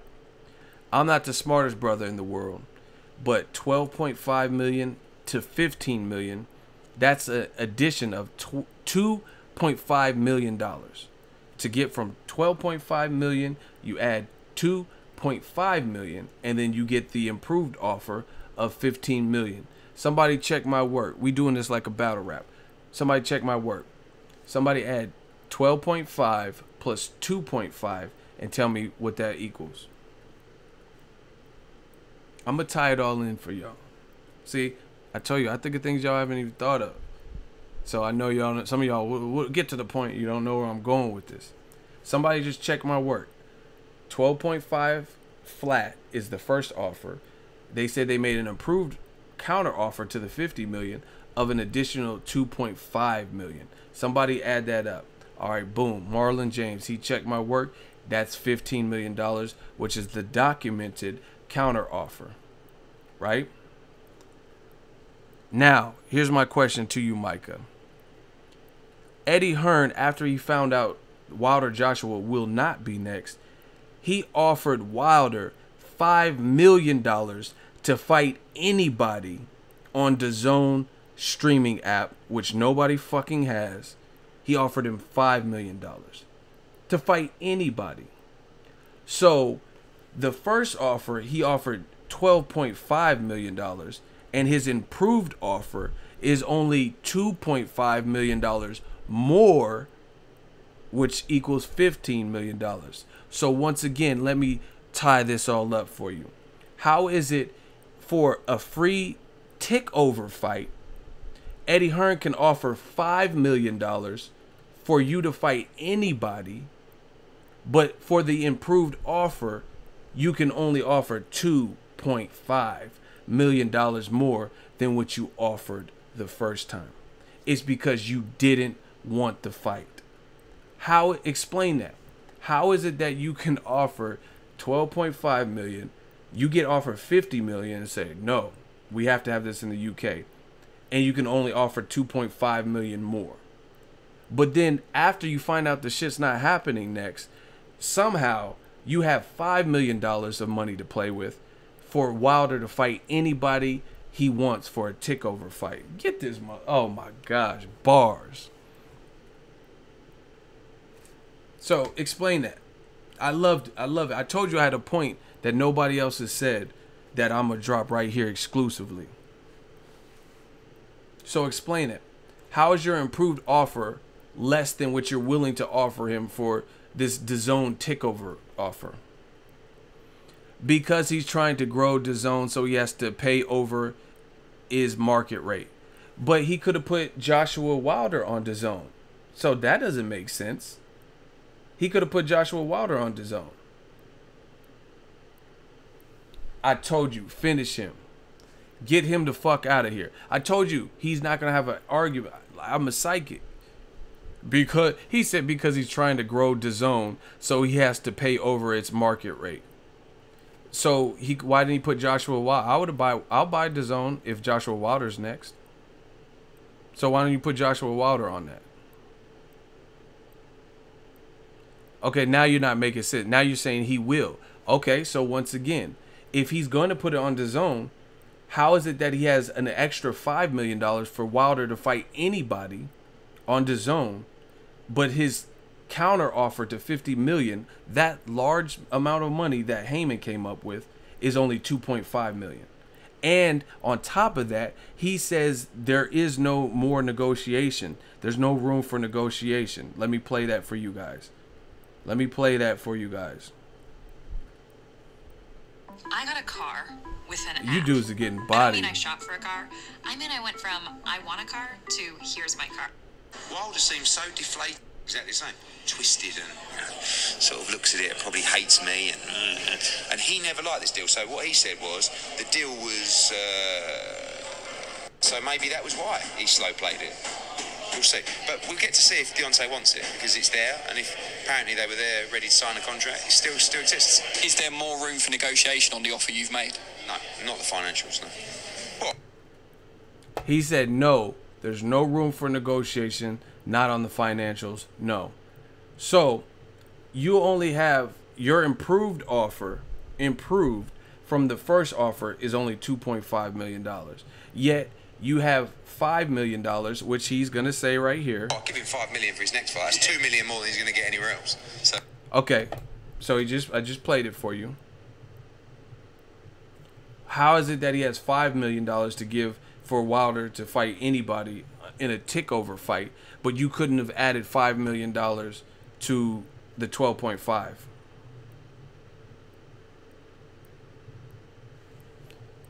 Micah, it's been fun. If this man got bodied, get him the fuck out of here. I don't know if I have any shooters in here, so I'll do it.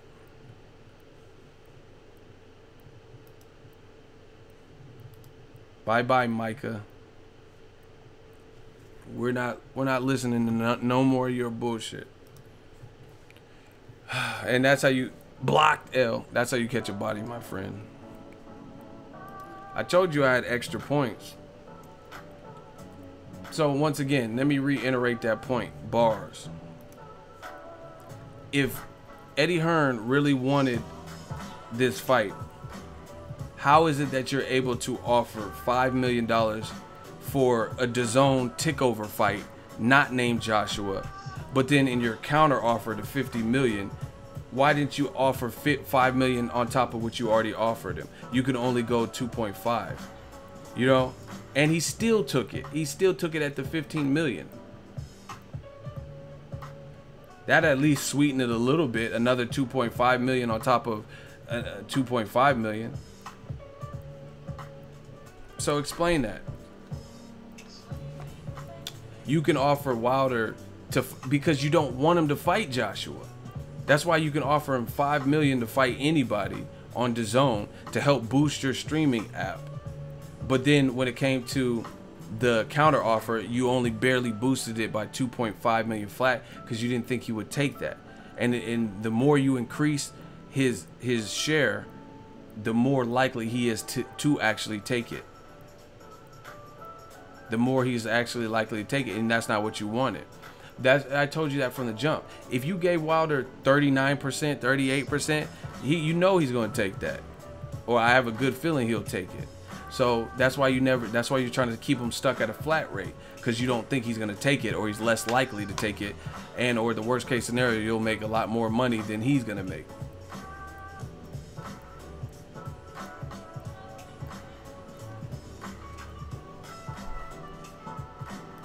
Daniel Trotter's getting blocked. I'm done. These dudes, they're like parasites. I'm not even gonna fuck with him. He's like, why overpay Wilder? He just said I'll pay him $5 million, and that's $2 million more than he's gonna make with anybody else. So Eddie Hearn has $1 billion with this streaming app, DAZN. So it sounds like he's gonna overpay regardless if Wilder goes to DAZN and fights Dominic Breazeale or somebody. I'm done. The king has spoken. I'll holler at y'all later. Thank you guys for tuning in. But yeah, there's too many points like this. And that's what I'm saying. Eddie Hearn's like slow bidding and like barely going up because he didn't want the fight to be next. Doesn't want the fight to be next. And the more money he offered Wilder, the more inclined Wilder would be to take it. Period. If you offer Wilder $28 million, $25 million, you have a good chance that he's going to take it. He was about to take it at 15. You know what I'm saying?